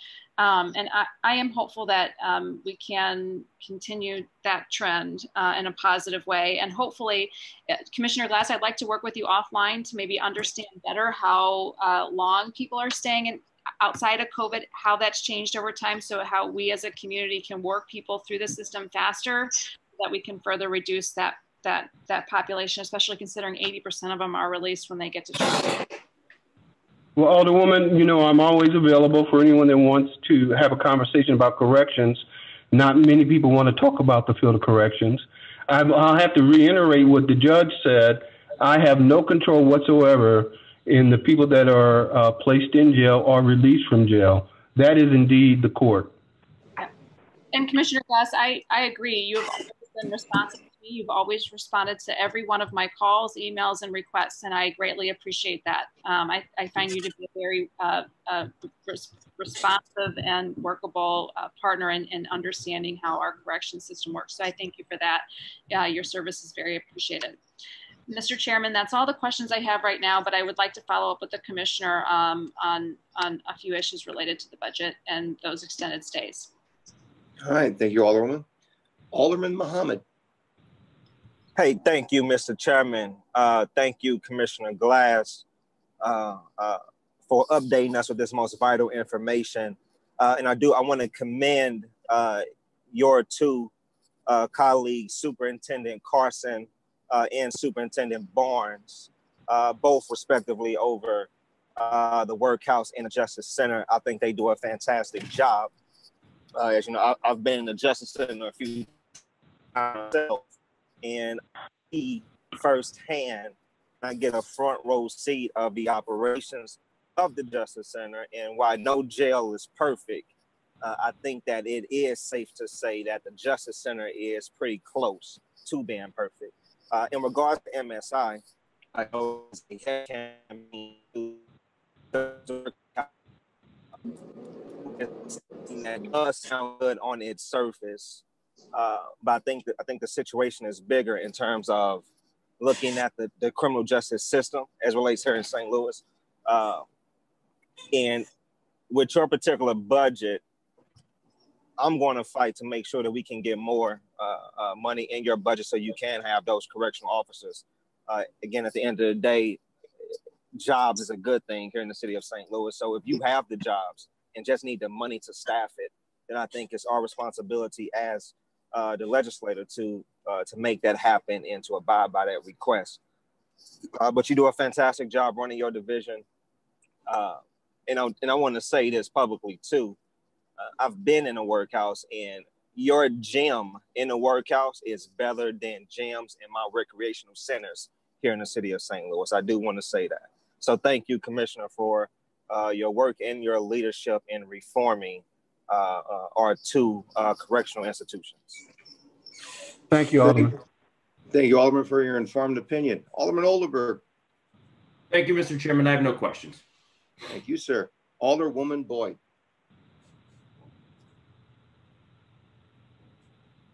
Are we? No questions. All right. Thank you. Alderwoman Clark Hubbard. Thank you, Commissioner Glass. No questions. I've been having some technical problems, so anything else I wanted to ask, I'll just email you if that's okay.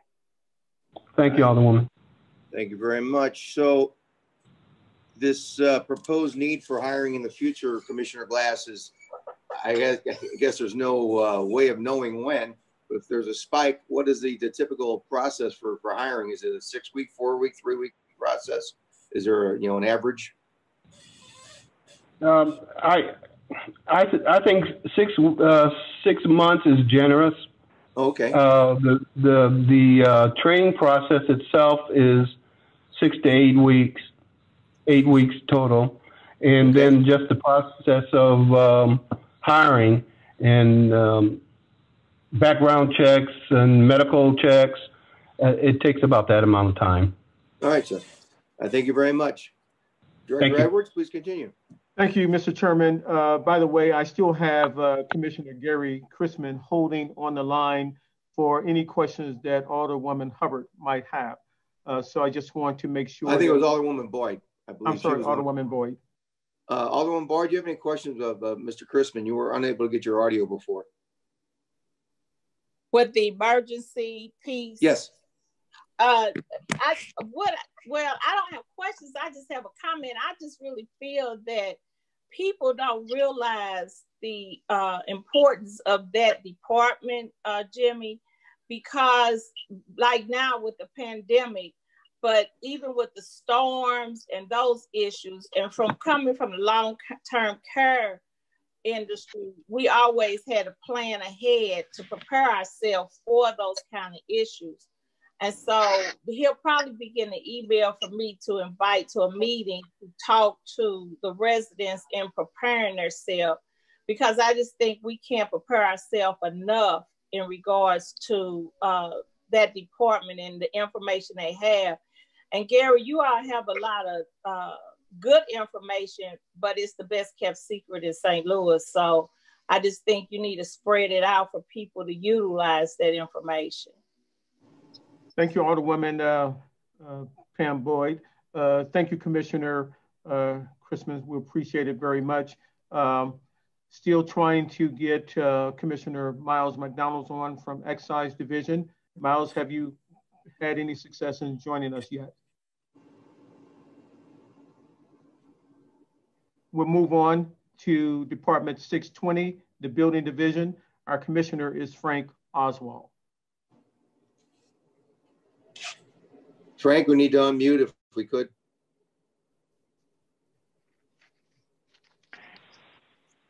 Can you hear me now? Yes, sir, we have you. Please continue. Sorry about that, everybody. Thanks for having the opportunity to talk to you all this morning. I won't take a lot of your time. My budget is basically pretty much the same as it has been. The changes that you'll see in my budget is basically due to two things. The addition of Proposition NS has required us to get involved in that. We will be doing a process of basically doing the bidding work, doing the scope of work for the various buildings that the committee chooses and things like that. Most of that has kind of come to a hold right now during the virus, but we do have a couple of projects underway that are basically pilot projects. So that you'll see an addition there.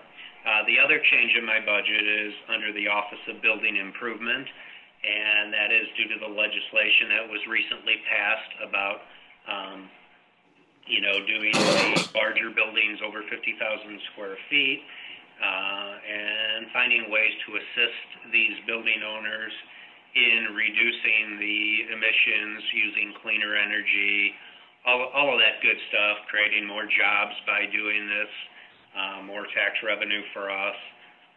So that's really good stuff that's happening there, and we're just in the beginning process of that. And I worked with the Paul Payne, our budget director, and we've got an agreement on how we're going to work that out as far as moving around a position or two. So I'm feeling really comfortable with my budget.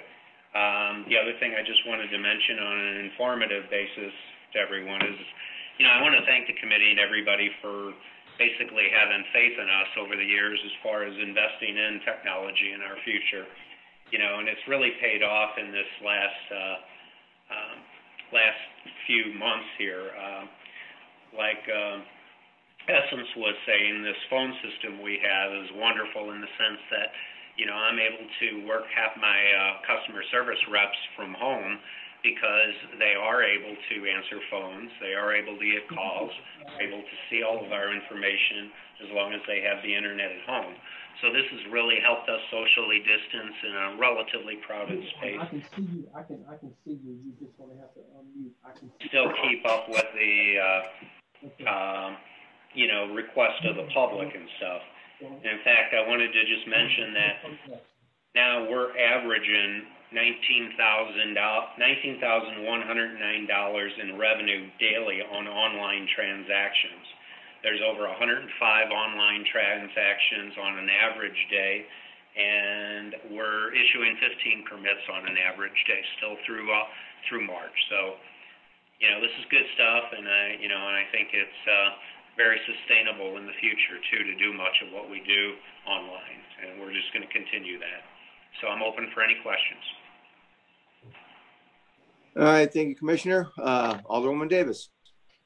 I don't have any questions. I'm very excited when you talk about the fact that we're using technology more, most especially for the average company out here who uses it to the highest level. We're now interacting better with them so that they can move their projects forward. And I appreciate that. And you know I appreciate all the work that you all do. Sometimes it gets a little crazy, but you always figure it out. And I just want to say thank you for that. Thank you, ma'am. All right, thank you. Alderman Vaccaro. Yeah, no real questions. Just again, thank you. I'm probably, if not the whiniest alderman, I'm sure I'm somewhere at the top of the list. And I call and whine, and you're all over it. And I really appreciate all you do for me and the folks of the 23rd Ward. And that's really it.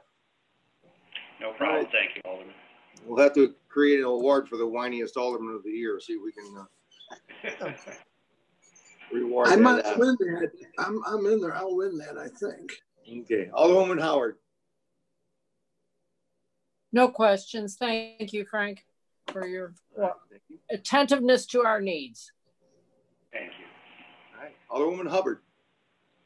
No questions. Thank you for continuing to do a good job. Alderwoman Murphy. Yes, Frank, are demos on schedule a little bit? I know they were like maybe, I have some concerns in my ward that ones that were supposed to go down and there were stays on them. Are they on process now to actually get torn down? Yeah, we you know, I mean, I'm kind of glad you asked about that. We actually have, because you guys did allocate a huge amount of money last year to me, and we've right now completed 768 for this fiscal year. And the other thing I should mention too that I think is really important that you guys should be aware of is right now we have 3,036 vacant buildings under fees, under notice through our vacant building notice, fee program. That's really making a difference.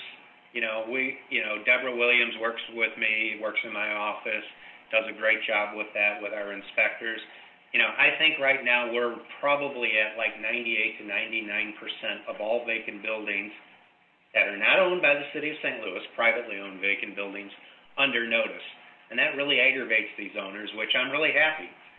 When you guys got somebody who's developing a property, sure, we'll give them a break, we'll work with you. But at the same time, if they're sitting on a piece of property and they're just trying to benefit off of somebody else's hard work in the community, in the neighborhood, by escalating prices, this is a way for us to, force the issue with them. So it's been a great program and a good idea by you guys. Okay, thank you. Mm-hmm. Okay. Alderwoman Spencer. Thank you, Mr. Chair. Thank you, Commissioner Oswald. Thanks for always taking my calls, even on the weekends, about all the stuff we've got going on here in the 20th Ward. The 3,000 buildings in the vacant building in notice, is that is that a public notice, or is there a public list of that? Is there? Yes, it is. It is a public list. Anybody can look at those buildings, and you can see who's paid, who's not. Ultimately, this is a great process because what happens is, and again, this is a evolution of our systems. This year will be the first year that as somebody goes into the tax rear system, it automatically is sent by the courts, by our system over to Greg Daly's office. It's added to their tax bills. We have been doing that for the last 4 or 5 years, but we've been doing it manually. Now it's all happening electronically, and it's great. It's great. Is it part of the assessor's site, or where can you look up whether or not they're in the? I know I send questions. You know, is this one on the list? Is this one on the list? Is there a way I could just look that up in a public way? Yeah, just go to STL City Permits, and you know, our building division website, and you can click on the vacant building thing. That's great. Thanks so much, Commissioner. Thanks for all your work. Thank you. If you're happy with your budget, I'm happy with your budget. Thank you. That's all I have. All right. Thank you. Alderman Muhammad. I have no real questions, Mr. Chairman. I do want to say that I absolutely love the commissioner. Since I've been Alderman, we have demolished 137 vacant buildings in the 21st ward, and I think we have almost another 20 buildings pending. So I am satisfied. I'm happy. If he needs more money, then we need to get it to him. But thank you, Commissioner. Thank you, Mr. Chairman. All right. Thank you, Alderman. Alderman Oldenburg. Thank you, Mr. Chairman. Thanks, Frank. I have no questions. Appreciate it. Thanks. Thank you, sir. Alderwoman Boyd. I have no questions for the commissioner. I just wanted to compliment, and Frank will probably laugh. I never thought I'll say this, but I'm extremely happy with my 2 building inspectors. Do not move these guys under any circumstances. And I love them to death. They're very reactionary. They're compassionate. I can hear the frustration sometimes when they want to make a change and they just feel like they can't get where they need to be. So thank you very, very much. And I never thought anybody could replace Pam in your front office, but the young lady there is superb. Thank you so much. Thank you. Thank you, Alderwoman. Alderwoman Clark Hubbard.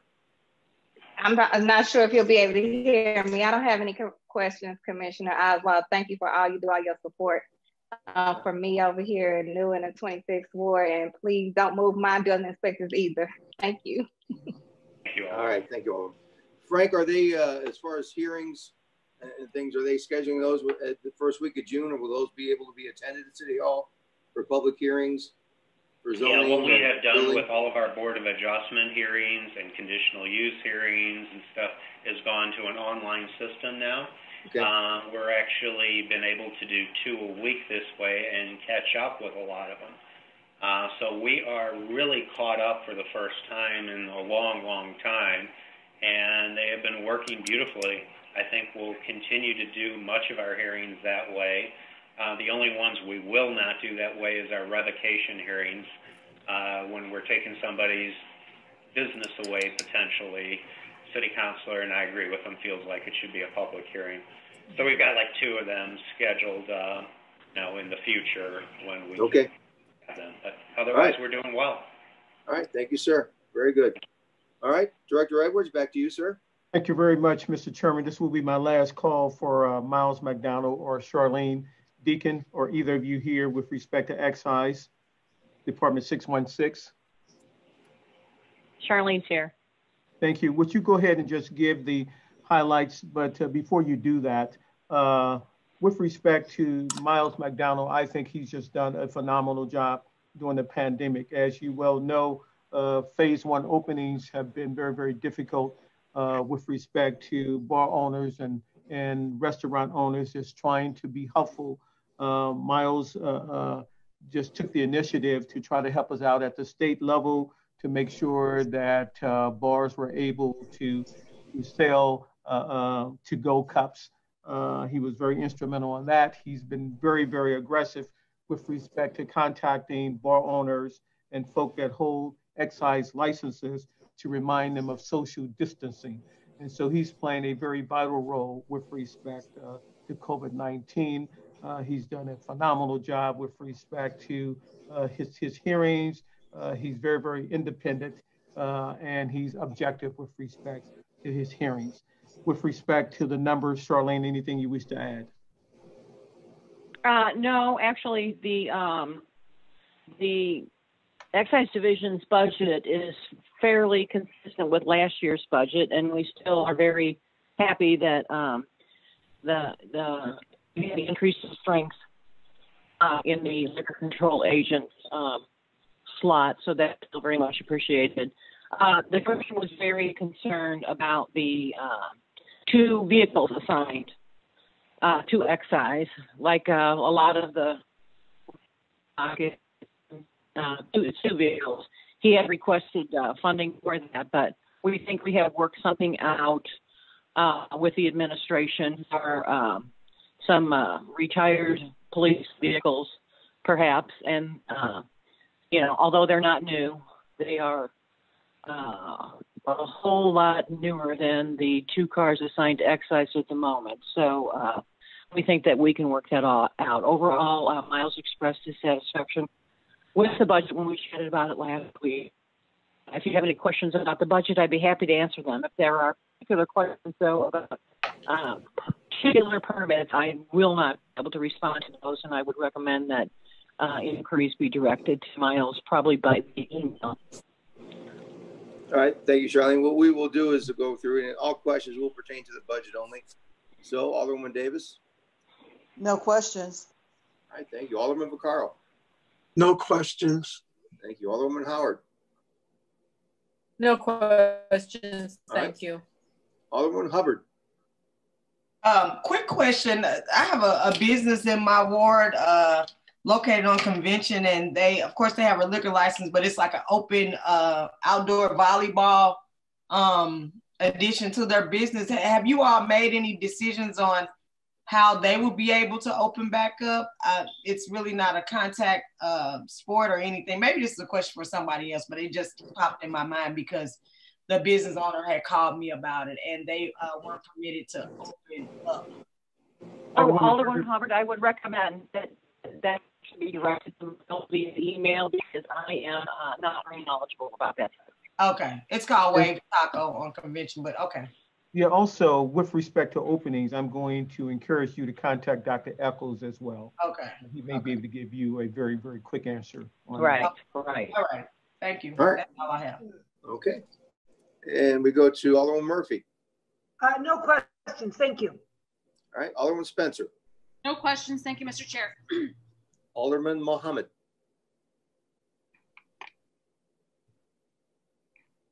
I think he snuck out. Alderman Oldenburg. No questions. Thank you. Thank you. Alderwoman Boyd. No questions. Thank you. Alderwoman Clark Hubbard. No questions. Thank you. All right. Thank you. Thank you. Sorry, Miles couldn't make it. I agree. He's doing a fine job. I don't know about Barlow being difficult to work with, though, Director Edwards, but. I understand, Mr. Chairman.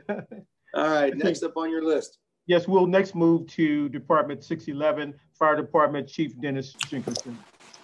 All right, Chief, still with us? We've been sitting there patiently. Go ahead. Oh, I'm still here. Hey, good afternoon. Good morning. We're in the afternoon now.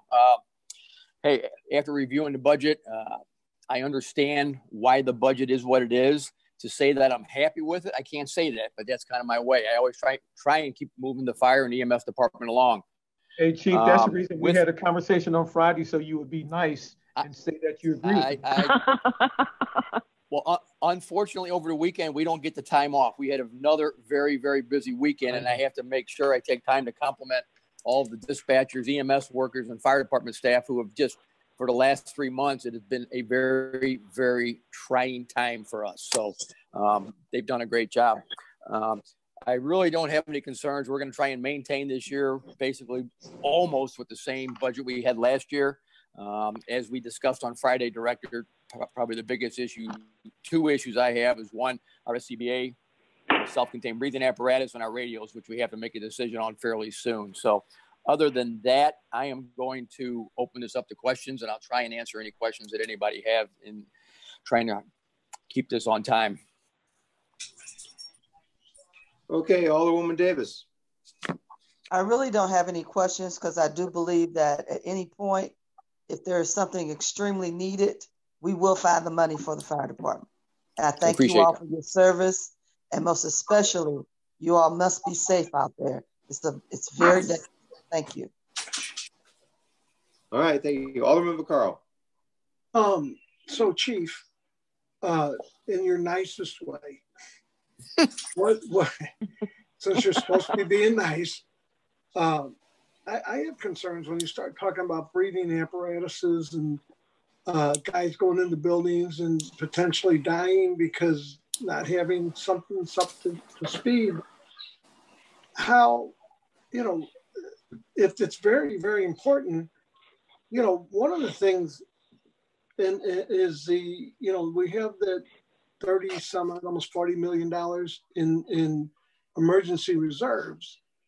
And of course, I'm looking to take some of that for ward capital, but I would have to say breathing apparatuses would definitely have to fall under that. I mean, I'm not saying, but I would prefer you let us know what your needs are, because on Thursday, we're going to be being asked to try to put back things that we feel or that, you know, that the different departments feel is so essential to them. So, you know, I'm not asking you to, you know, but I do really want to know the real needs, because if we don't know, we're not there to try. I mean, to me, it seems like breathing apparatuses would have to be a very important thing. So I would prefer you really let us know. And if you don't want to let us know here, then text it. But I do think as a group, we should know, because we have to know what to try to work on. And if we don't know, then, you know, we won't be working on it. So I would ask if you would, in your nicest way, since you said you'd be nice, what you feel is really important that should be put back in that budget, and about how much money it would take to do that. I'm just going to mute myself. I can't hear you, Chief. Chief, you have to unmute yourself, Chief. Unmute yourself.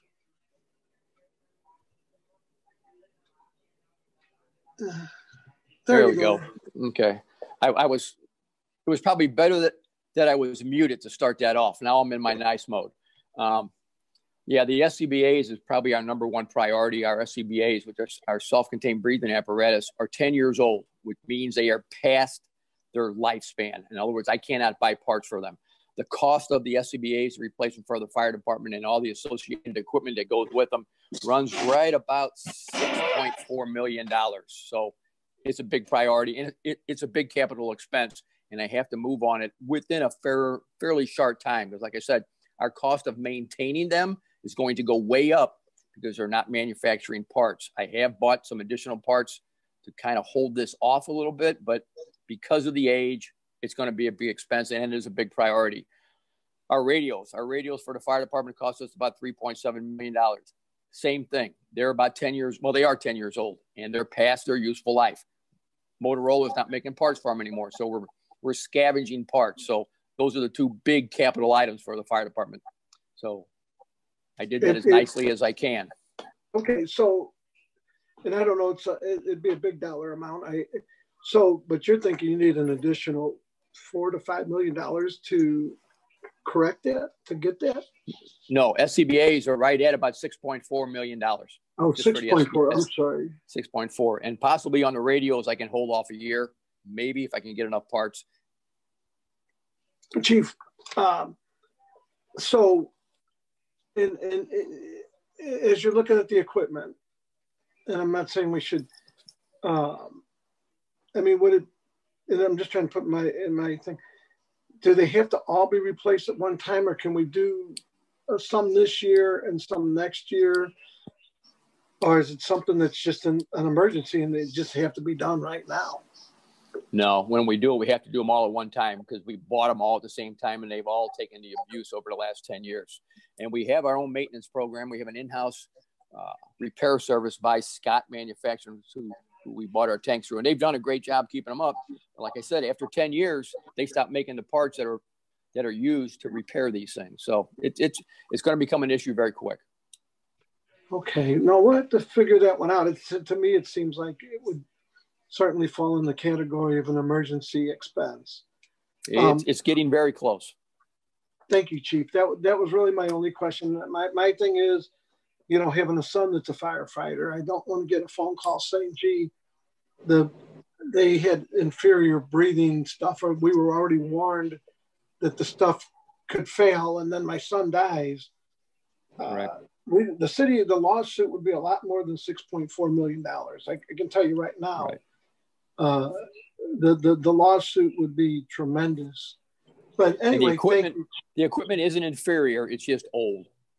Right. Well, in something that's worn out is worn out. I would say, I wouldn't say it's, but when I use the word inferior, it's not, you're saying it's not reliable. So I would have to say that's inferior. No, he didn't say that.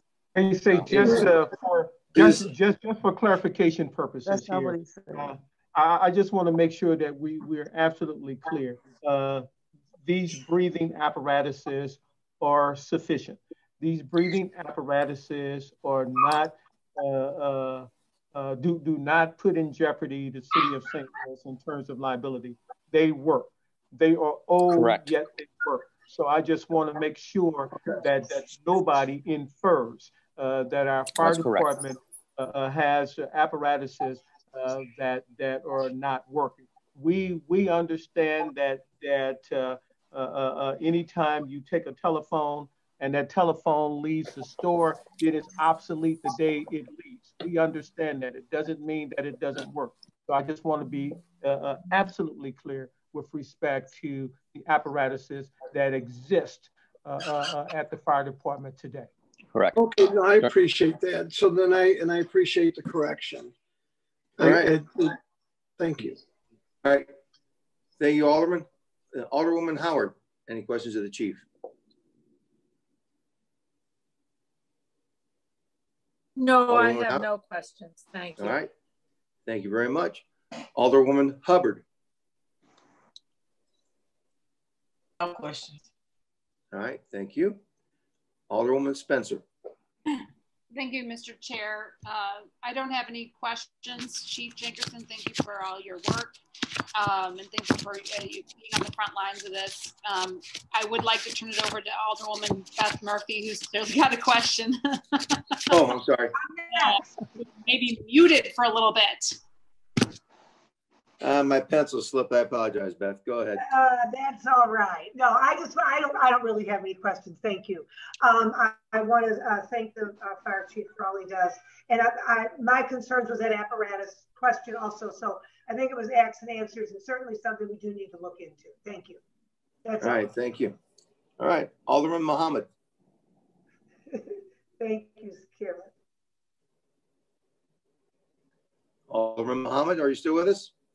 Or did you leave for streets? Sounds like he left. All right, Alderman Oldenburg. Thank you, Mr. Chairman. Thanks a lot.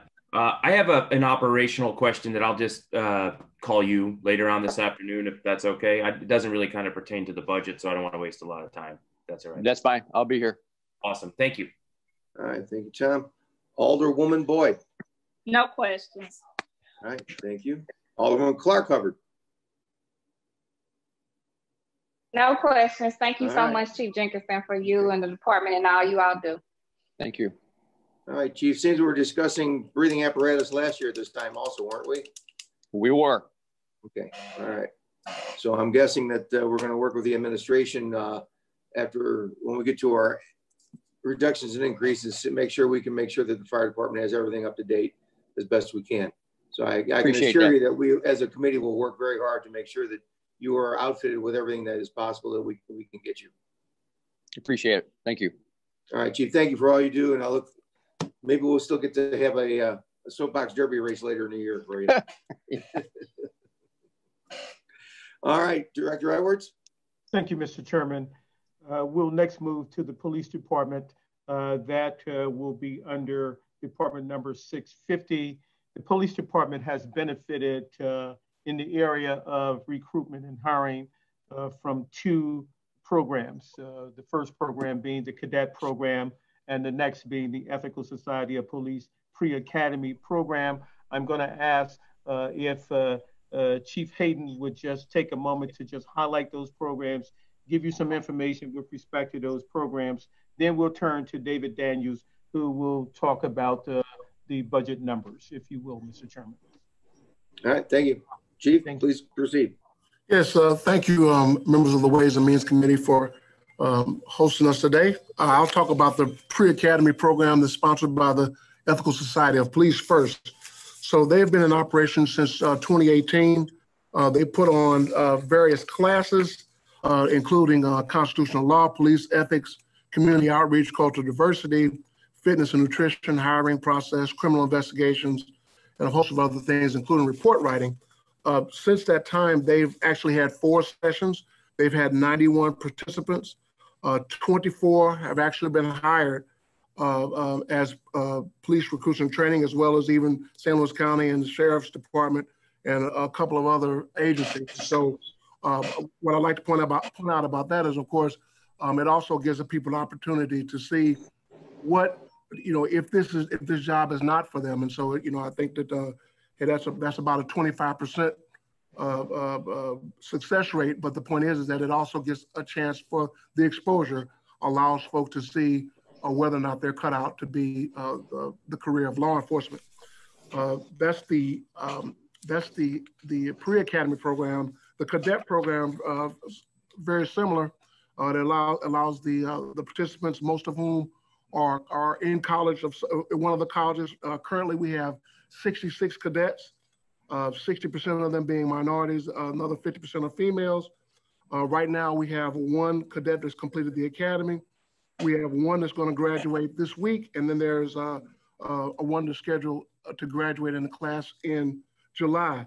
There are actually 9 cadets in the pipeline in the hiring process to start the academy, so we're very encouraged by that.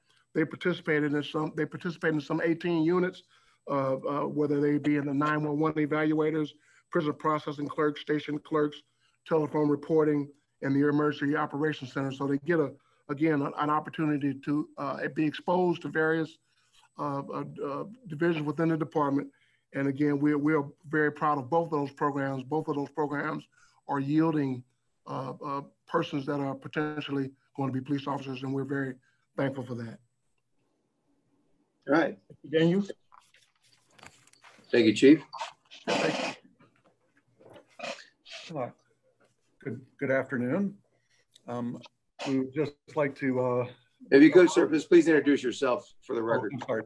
David Daniels, Fiscal Manager, St. Louis Police Department. All right, continue. All right. I'd like to thank Paul Payne for being judicious in reviewing our budget.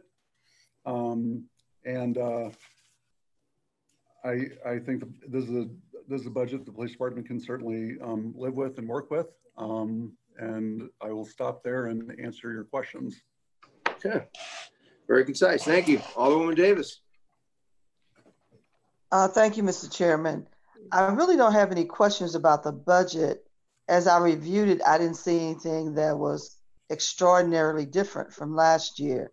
I did have, for my clarity, I asked the chief, when you were talking about the graduating classes, are you running 2 academies at a time? Yeah, yes, ma'am. So right now there are 2 classes in the academy right now. We staggered their hours, and so there's with social distancing being the most prominent issue, of course, is that several of them have classes online, and then we stagger their appearances so that they are not on top of one another. Oh, that's interesting. So what's the total number with the 2 academies? It's as 50, I believe that number is 55. Let me check in 1 second. I think it's 55 persons in the academy right now. Oh, okay. Thank you very much. That was my only question. All right. Thank you, Alderwoman. Alderman McCarl. Yes. So I did look the budget over. It did seem fair. Seems like they increased the overtime to $9 million. How are we doing on how many guys are we down? I noticed with the larger amount for overtime, and then the lawsuits are in the a different budget. But so it's my understanding in reading this budget, tell me if I'm wrong, that the department again will be fully funded for the 314 officers, and that we've also put in the budget an additional $9 million in overtime. in uniforms and gums and everything are all included in the budget? We're fully funded? Yes. Yes? Yeah. Okay. So how short are we on officers? And the only reason I ask about the fully funding is because I knew the answer. It's just in case it came up later that, you know, why don't we have these officers, or we're not funding? And I want everybody that listens to this, that we are fully funded, that uniforms, weapons, it seems like we could do a little more with vehicles, but I think we're getting there. How many officers are we down right now? We're down as of today, we're down 141 officers. 141. That's correct. And then people that are out sick, people that are not on the street, obviously 141. Then you also have the people that are vacation and people that are out sick. What would that real number be of officers that are actually working today? This is just to help me and maybe anybody else understand why the overtime even went up. It would have to do with how many officers do we actually have for the street? I'd have to check to see how many people called in sick today. On an average, I mean, just on an average, would you say we're down 300, 400 on an average on a daily? You know, if we're down 140, is it on an average 50 people that are on vacation are calling sick? 100 people? Well, here. So I think just off the top of my head, sir, without checking a specific line item, I would say probably another 50 or so. So on an average day, there are 200 more officers needed, and that explains a lot of the overtime, right? That would be correct. Okay. I just wanted, I knew the answers, and I'm glad to see that we've funded the police department and that. I just, I guess I just wanted it out there. I read the budget. I understood the budget. And thank you for your comments. I just want people to understand why we have to put that much overtime, because sometimes people say, well, why do we need all the overtime? And the answer is pretty simple. You know, we want our streets safe. We want to see the police officers out there. And I would say, please use all the overtime you can to put some more police into the 2nd district. But anyway, thank you. All right, Alderman, thank you very much. Alderwoman Howard. I have no questions. Thank you. All right, thank you. Alderwoman Hubbard. No questions. Thank you. Alderwoman Murphy. Thank you. Chief, or I'm sorry, Commissioner, you stated that there's like 55 people in the academy right now, roughly. I said, just on an average, what percentage start and finish the process, you know, actually graduate and become police officers? I don't want to put you on the spot. I'm just kind of curious. I think it's about 90%. Usually you lose about 5 persons per academy class. Okay. I just want to make sure you're getting the right people in. You don't want to beat somebody over the head to do something that they're not, you know, really wanting to do. So I like the cadet program and all that. Then because it's an expensive proposition to, you know, get the police officer ready. So I'm glad we have such a high rate of success. Thank you. All right, thank you, Alderwoman. And Alderwoman Spencer. Thank you, Mr. Chair. Thank you, Commissioner Hayden, for being here today, answering all of our questions. How many officers do we have total? How many uniformed officers? Well, we have 13. We're authorized 1340. How many do we have hired? Well, that would be the 1340. There's 55 in the academy that'll graduate by the end of July. So then, I'm sorry. I know we were talking about this earlier, but I didn't get it. I didn't fully understand. How many open positions, or how many, you know, do we have authorized positions and then that aren't filled? Right. So we're authorized 1340, and we're short 141. 141 short. That's correct. So we have 1,100 or 1,100 or 1,099. Right. Yeah. I got to know. Yes. 1350 and we're 140 short, 141 short. 1340 and 141 short. Okay, so we have about 1,100 officers. There you go. Okay. And I kind of was going through the budget, looking at like big discrepancies. One of the big discrepancies where your budget didn't match your fiscal year was riverfront gaming. I'm not familiar with the riverfront gaming patrol. There's like a good $1.5 million. Can you tell me what that is? You know what that is? If you don't know what that is, Chief. Alderman, Alderwoman,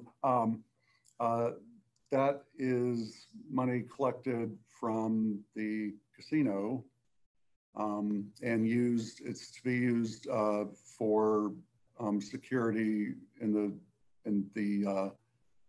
the casino area. Got it. The area around the casino, yes. But we're not anticipating having that because we're not anticipating filling that because. Well, we have to provide. Okay, so we have to provide security no matter what, not on the grounds of the casino, but as our policy of just providing security in the downtown area. I just noticed that there's a larger than $1 million difference between what was requested and what was, but I don't want to get down. And here, that's so Paul budgets that, but it's based upon what he believes they will be able to actually collect in tax, and because of the shutdown, the casino is not making the money that it otherwise would. And, I'm sure Paul is expecting that will carry on into the, possibly carry on into the new year. Yeah. So Chief, are there, I mean, it looks like the budget for fiscal year 2021 did go up. The police department would be like unique in that the budget actually increased this year compared to other budgets. Are there any discrepancies or anything that that the police department needs that is not included in this budget? Well, Alderwoman, we could always use more vehicles, but it's unrealistic given the fiscal situation. And again, I really do appreciate Paul Payne's efforts in making, the cuts to our requests in such a fashion that I think, I'm very happy with our budget. Okay, Commissioner, one of the issues we talk a lot about are kind of the forward-facing, aspects of the police department. Summonsing the police. The way you do that typically is through 911. Are the 911 call operators? I'm having a hard time finding them in the overall budget. I didn't find them. So, is that in this 650 fund? Yes. It is. Yes. Can you point me to that line item, or those line items, if you will? Well, here. Well, so they're in the 1010 budget. Okay. They're police dispatchers. If you look in the table of organization. Do you have the page number in the budget? I don't. I only have a draft copy of the budget. Do you have the fund and the account number? Well, they're in the TO, so they're the 1010 and the 5101.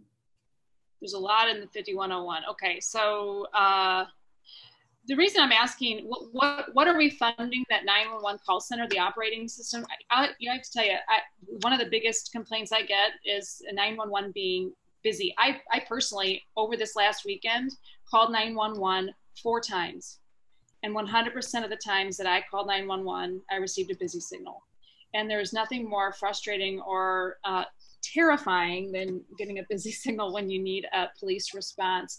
And this isn't, the police themselves not responding. This is just not having the capacity in the 911 center to answer those calls. Can you help me understand where the budget is for that? Okay. We're showing 24. Well, here, first I'm going to look to see how many were short of the dispatchers.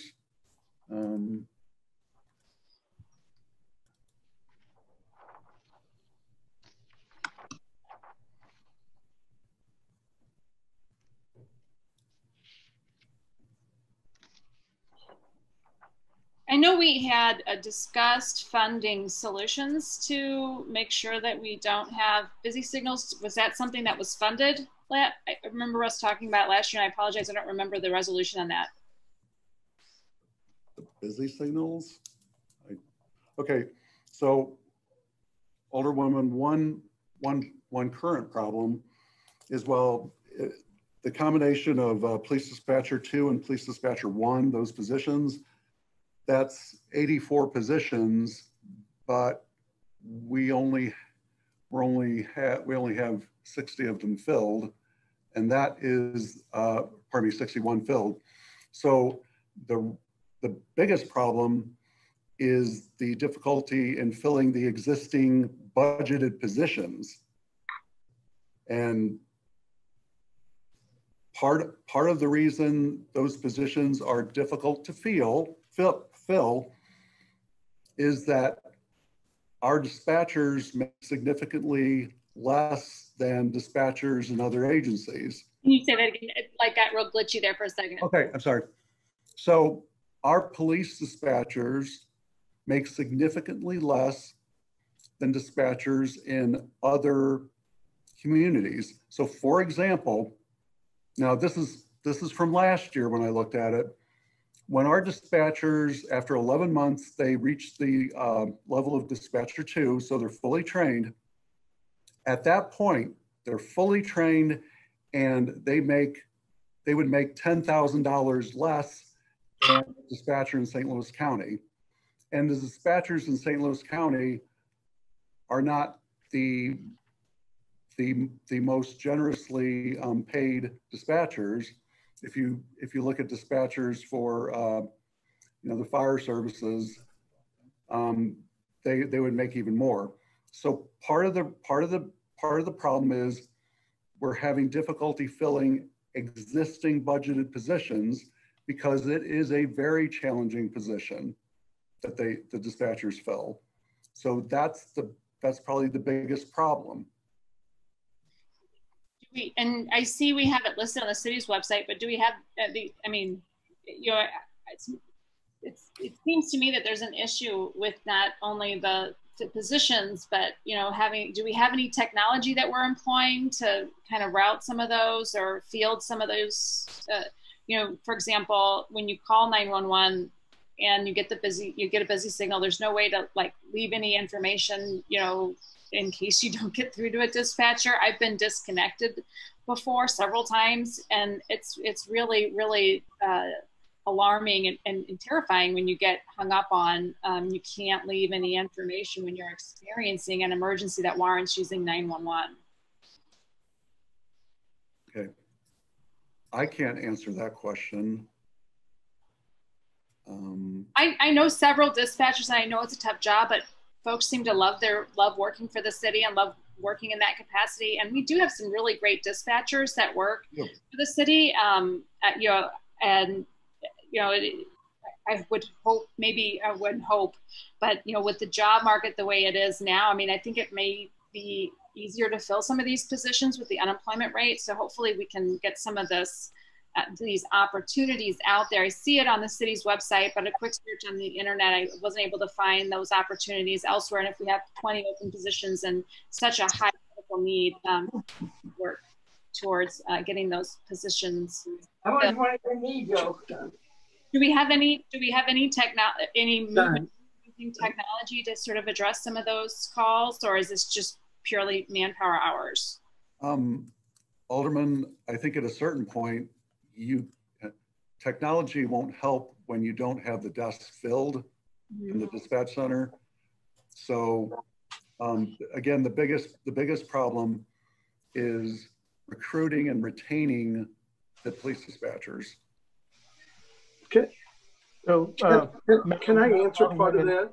Madam Alderman, I'm sorry, Mr. Alderman. Listen, we're down at any given time anywhere between 20 and 25 dispatchers in the city of St. Louis. We're looking to create a new PSAP program. It's a very, very expensive program. We're certainly looking at technology.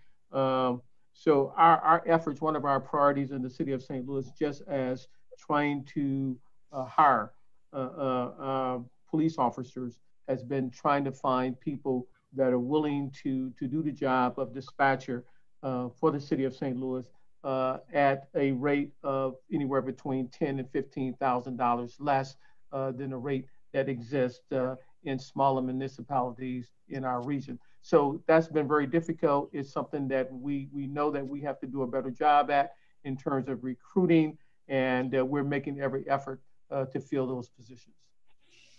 Can I add something, Joe, just quickly? That you can't get a busy signal, that their trunk line holds 100 calls, and even if it were to overflow, like on the 4th of July at midnight, when everybody calls in, which shouldn't be calling 911 for fireworks, that it automatically overflows to the county. And so there's no chance of getting a busy signal. You might get a recording, but there should be no chance of a busy signal. And when I heard that, I know that's just not possible.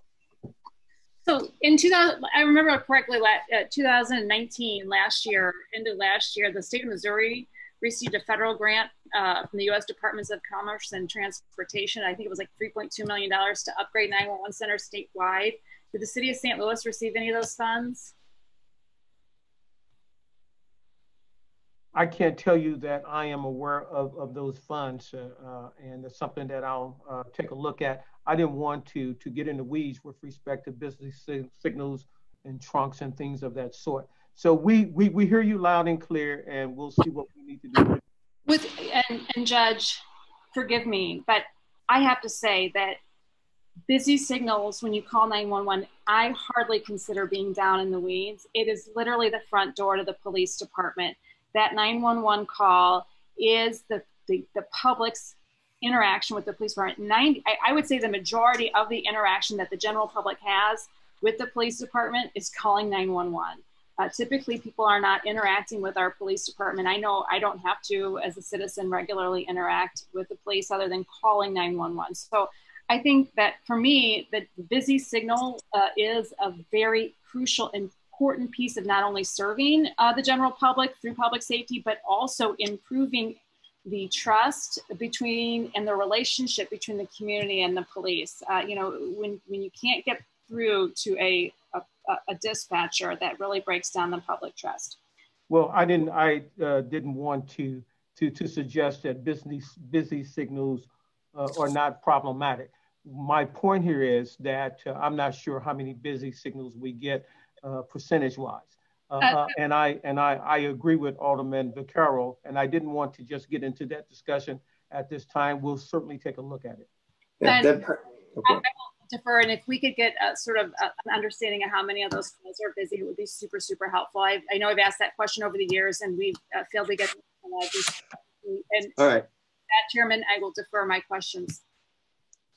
Okay, thank you very much. Alderman Muhammad, are you with us or still gone? I believe he's gone. That will move to Alderman Oldenburg. I have no questions. Thank you, Mr. Chairman. Thank you. Alderwoman Boyd.